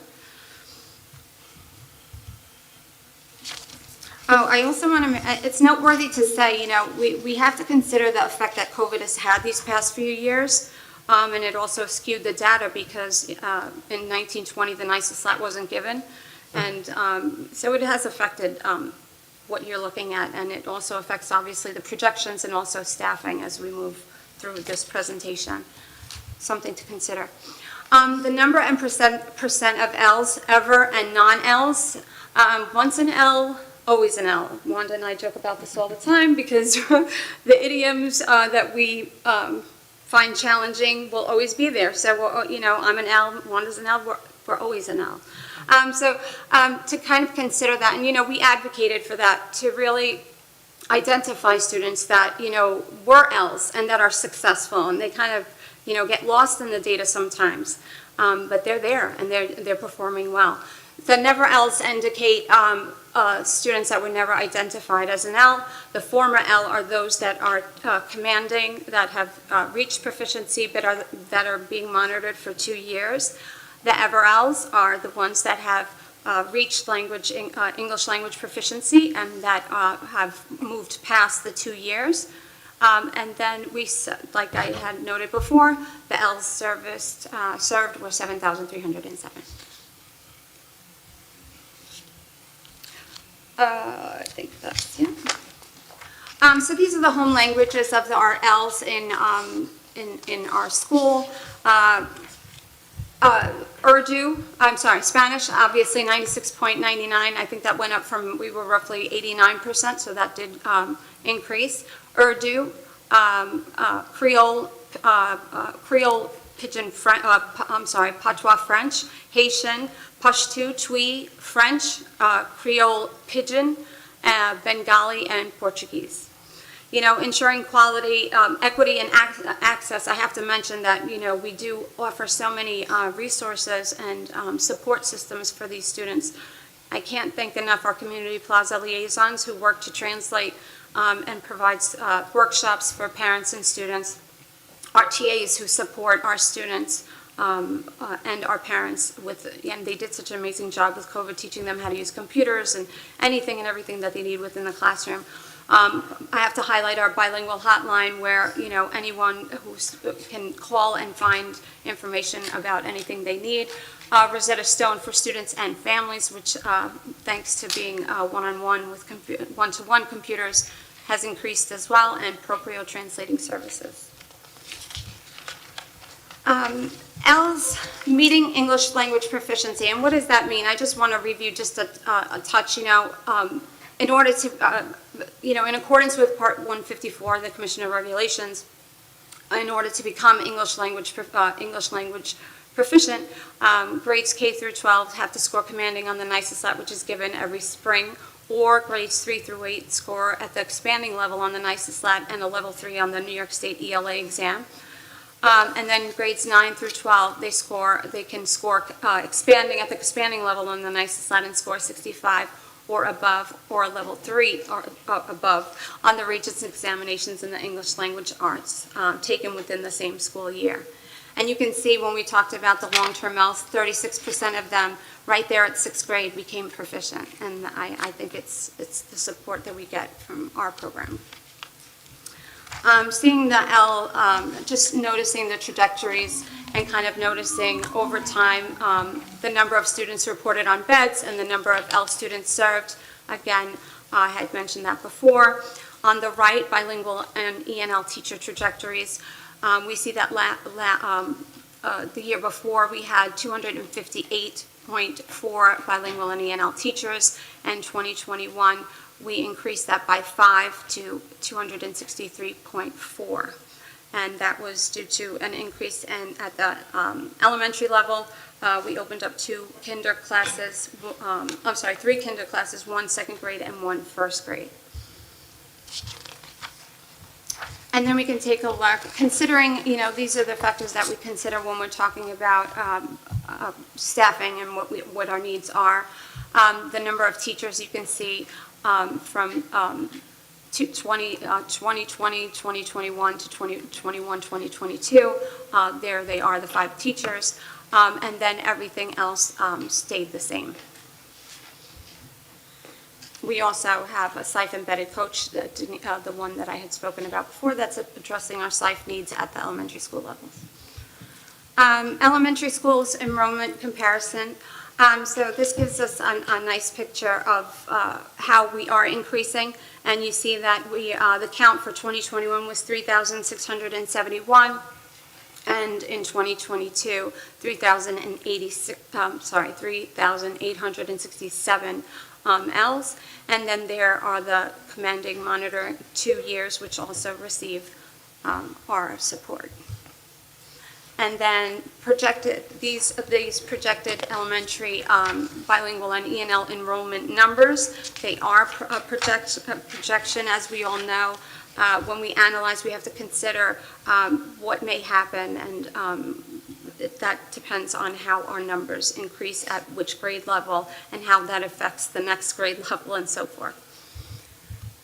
So we also have to consider class size and the grade level, and then also the the maximum students that the teacher can have in these the ENL programs in comparison to their proficiency level. So you can see that kinder 25, and then in kinder you can have a class size of 25, and then grade 6 30, and it also depends on the capacity of the schools. And then secondary schools enrollment comparison, you can see that in 2021 there were 2,704 students, and in 2022 there are 2,964, and then commanding monitoring 2 years are at 386. And again, we have to consider the class size for the secondary, and also for SIFE students, which is max 24 students within one class. And then here are the projected needs for the elementary schools. At Laurel Park, I must mention at Hemlock Park, there are no changes, but pending kinder registration because we don't have those numbers yet. At Laurel Park, we're going to need one grade 3 bilingual teacher, one grade 1 bilingual teacher, and one E&L teacher. At Loretta Park, we need one grade 4 bilingual teacher. At North, 2 grade 1 bilingual teachers, one grade 2 bilingual teacher. Northeast, 1 grade 1 bilingual teacher, and 1 grade 2. At Oak Park, we need 1 grade 3 and 1 grade 4 bilingual teacher. And then at Southeast, there are no changes. At Twin Pines, 2 grade 1 teachers, and then East K and Pine Park. Obviously, we have to wait till kinder registration to see those numbers, but essentially we need 14 elementary school teachers. And then here is the SIFE enrollment comparison by level at the elementary in 2021, 59 went down just a little bit to 55, and then the middle school SIFE 99 to 117, and then the high school SIFE 385 to 287, but we must keep in mind that these numbers depend also on how many students, for instance, move from 5th grade to 6th grade, so that we consider to see if how they will need SIFE services, they may exit, or they may still need some SIFE services, so that also adjusts the numbers. And then projected enrollment at middle schools. Again, that's where the 28 and the 61 and the SIFE totals, we have to consider that the 6th graders, the 5th graders moving up to 6th grade will, may affect those numbers. And then the projected enrollment at the high school. You see that we have 248 at the freshman center for ungraded for a total of 252. And then at the high school, 203 bilingual, 255 grade 10, 271 in grade 11, and 195 in grade 12. And we have noticed that's the pocket of students that we're receiving that once they come to us, especially the newcomers, fall into that grade level.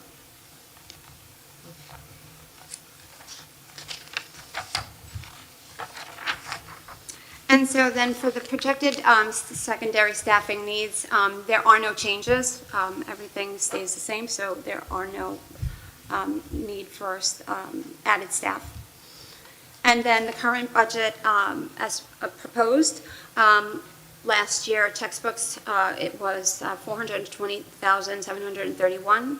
This year, we're requesting $377,700. Supplies, $117,000, that went up to $171,500. A lot of that goes to materials and resources to continue to use our technology, like Rosetta Stone, for instance, headphones. Now that they're using it with more fidelity and using it at home, they really have a need for that, so that's where that increase shows.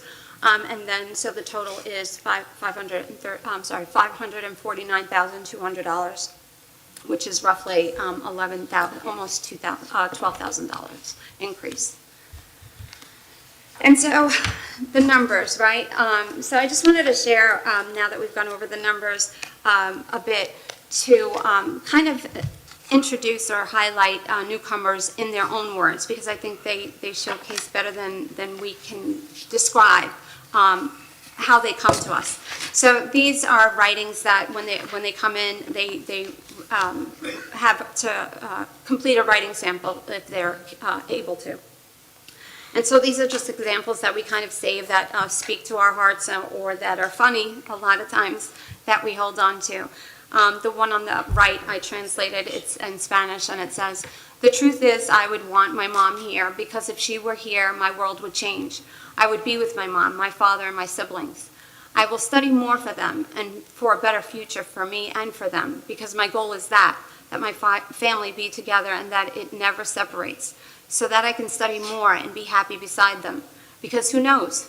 Those who have their family by their sides and don't and do not value that the way they should, they are without life. So it kind of gives you an idea of some, hardships and obstacles and challenges our students are here. And they still carry on, and they still show up, and they still do their homework. So that's commendable. And then the bottom one, my personal favorite restaurant is McDonald's, because usually it is warm inside. So when I eat at McDonald's, I sit down and I enjoy my food. I always get the Big Mac because it's good and it fills me up. Okay, so that is my favorite restaurant and my favorite food. So you kind of see how they're coming to us and how much we, as Brentwood, we all know, speaking to the choir, right, that they need our support. And their aspirations, it's really neat to see what what their aspirations are. The first one wants to be a police officer. The one on the right, a singer. The one on the bottom left, when I grow up, I want to be a lawyer so that I can help people. And when they need my help, and win, always. And so that they feel happy. And the last one, I want to be a veterinarian because I love animals. And who knows, I can help to take care of them. And so now I'd like to speak about the seal of biliteracy, which definitely ties into what we're doing for our students and how we are taking them on the path to graduation and beyond. The seal of biliteracy, which is something we should all be so proud of because we are pioneers in this, and it's quite impressive to see the difference. And the seal of biliteracy essentially is a gold seal that's placed on their diploma and on their certificate once they graduate, but it recognizes students who have attained proficiency in 2 or more languages by high school graduation. And the most impactful part about that, or the most important, is that it's on the right. You can see that it says, it carries the highest weight on a school's readiness measures because it's on par with a diploma, a Regents diploma, an AP advanced placement, or an international baccalaureate exam. So it's quite impressive that our students are attaining this seal of biliteracy. The picture there shows 2 of our students who won, who were the winners after consideration. After they had already attained the seal of biliteracy, then they were judged and they were awarded scholarship. And the young lady who I'll show on the left, Ellen Argueta, and Jonathan Escobar are those students. And I have to highlight that Ellen, for her quinceañera, sweet 16, chose to go to France. And she asked her parents to take her to France because she would love to practice what she had learned. And her parents did that for her. And so these are the type of students that we're creating here that, she's multilingual. In comparison to New York State, you could see the seal earners by L's, current L's. This is New York State. So if you see current L's 100, former L's 215, never L's 1,212. And now take a look at our numbers. We began with 40 back in 2017, 2018, celebrated 208 in 2021, and now we have 341 students striving to complete the requirements necessary to attain the seal of biliteracy. So what does that entail? You might think, okay, it's a seal, but it's a lot of work. So to actually attain this, students have to complete coursework in English or world language with an average of 85% or better, completing a home language arts program with an average of 85% or better, earning a set score on an approved assessment in English and or a world language, demonstrating successful completion of coursework from a nation outside the U.S. if they came from a different country. And this is impressive. They have to complete and present a culminating project in English and or a world language that demonstrates the required level of proficiency in 3 modalities or 3 modes of communication: interpretive, interpersonal, and presentation. So there's a lot of work, not only on the part of our students, who should definitely be commended, but also on the part of our staff and our teachers and our coordinators. Thanks to the high school department chairperson, Mary Alice Gans, the coordinator, Wayne Abenes, the counselor that we mentioned before, Ruth Cosme and Wendy Godema, the Seal of Biliteracy Committee, which does a great job at promoting some of the posters you have in your folders of what we, promote and advertise and kind of educate our students about this and our parents as well. The world language teachers, the HLA, ENL, ELA teachers who tirelessly work to support, assess, and help our students attain this achievement. And then just to highlight a few opportunities, we're trying to definitely start igniting more opportunities through partnerships, and that speaks to what we spoke about here tonight as well. The summer programs for stipend entering level students, we're planning for more dynamic programs that involve different modalities and different technological courses. Access and usability, we're purchasing headphones like I mentioned before for our students 3 through 12 so that they may use the online programs like iReady and Rosetta Stone with fidelity. And parent workshops and videos in coordination with IT, who's great help, and Plaza Comunitaria liaisons again. We're also inviting back Dr. Audrey Cohen, who will provide PD on co-teaching and effective strategies for English language learners and our teachers. Continue NICED partnerships to maintain the Bridges Lab site at the high school. We started off with ENL classes, then we introduced it into the home language arts classes at the high school, and now we're going to work with them in our math classes, which is exciting. And then increase in homeschool connections, we definitely always continue with that with our Plaza Comunitaria, which is just amazing, and our bilingual hotline. And then our before and after school programs, NICES lab preparation, dropout prevention, and tutoring, and Rosetta Stone for parents.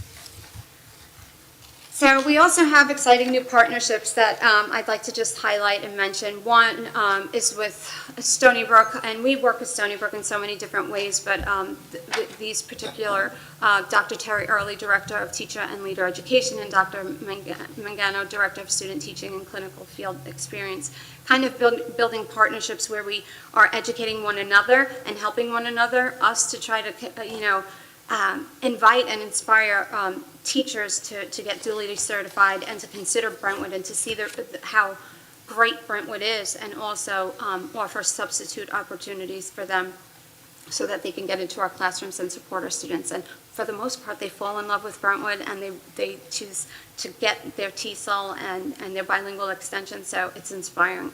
One of my students at Stony Brook actually is a former graduate from here, so he's coming to as a student teacher to observe in our school. So that's exciting to bring back those that we grew here in Brentwood.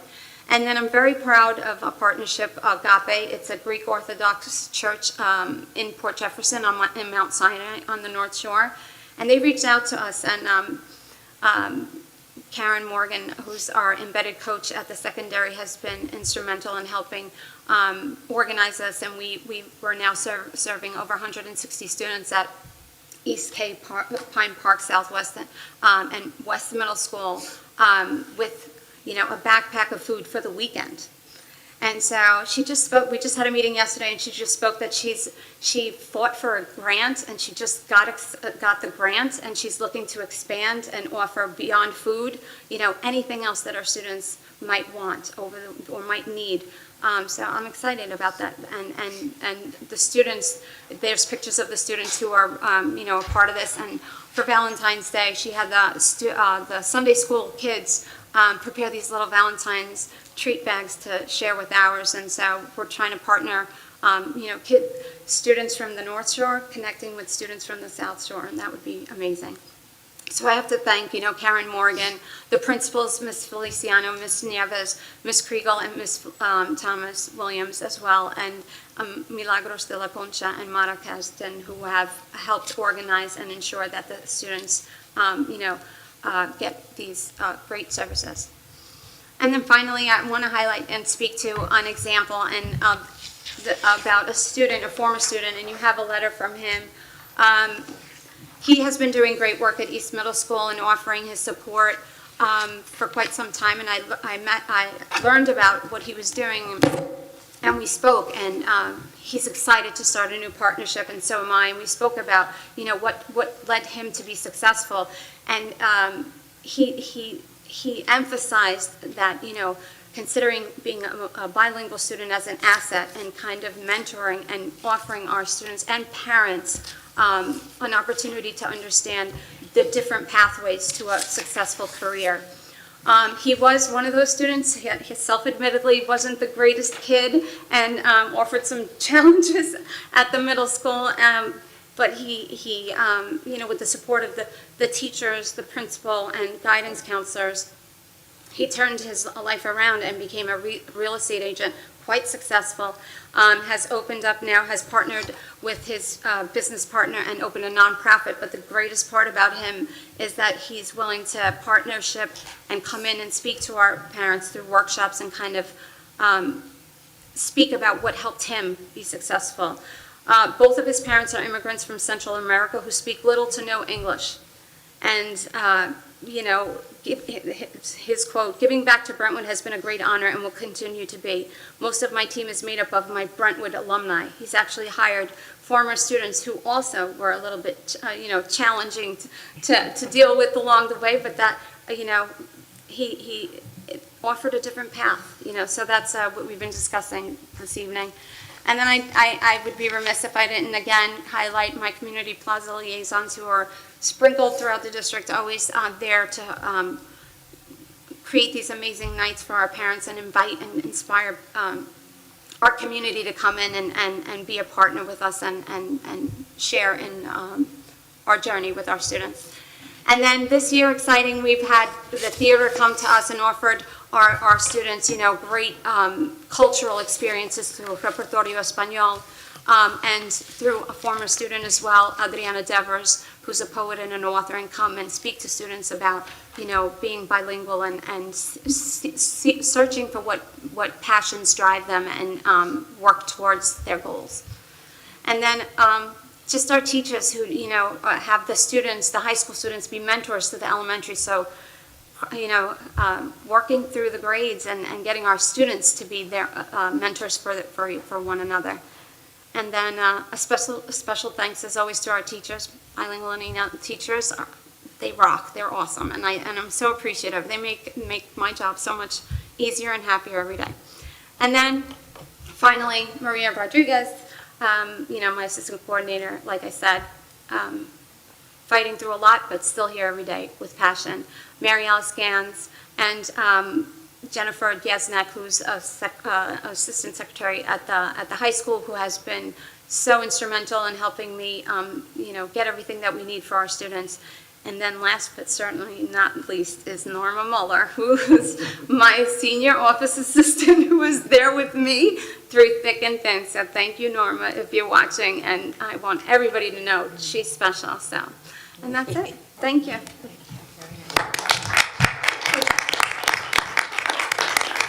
Questions? Okay. Thank you. Questions? No? All right, thank you. Thank you, Paula. Ms. O'Connor, anything to add? Our next meeting? Our next meeting is going to be April 7th. At that time, we'll have Assistant Superintendent Palmer present elementary education, and at that time, we should have our final revenue numbers, our state aid numbers, so I'll go over that as well. Okay. I think that, what I'd like to do right now is just ask for a motion to adjourn tonight's meeting. Could I just thank them? Oh, absolutely. I apologize. Absolutely. No, you know what? I really should have. I know you normally do. Thank you. It's just amazing. I keep saying that, that we are so blessed to, and we, it's not just us, it's we. We keep saying that we're so blessed with the people that we have in place right now, and they actually are, just really I think just a wonderful team. Ms. Loshner as the superintendent and everybody else below it, I want to thank each and every one of you for your contributions. I know this is your first time before us. I think that you did a wonderful job. Thank you.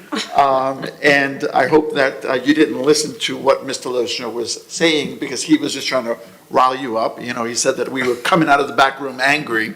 And all things considered, I want to say it was great. Thank you, I appreciate it. So on behalf of the Board of Education, thank you both for all your contributions and everything that you're doing for this community. Thank you. Mr. Moschner, I'm sorry, go ahead. No, I just want to echo that too.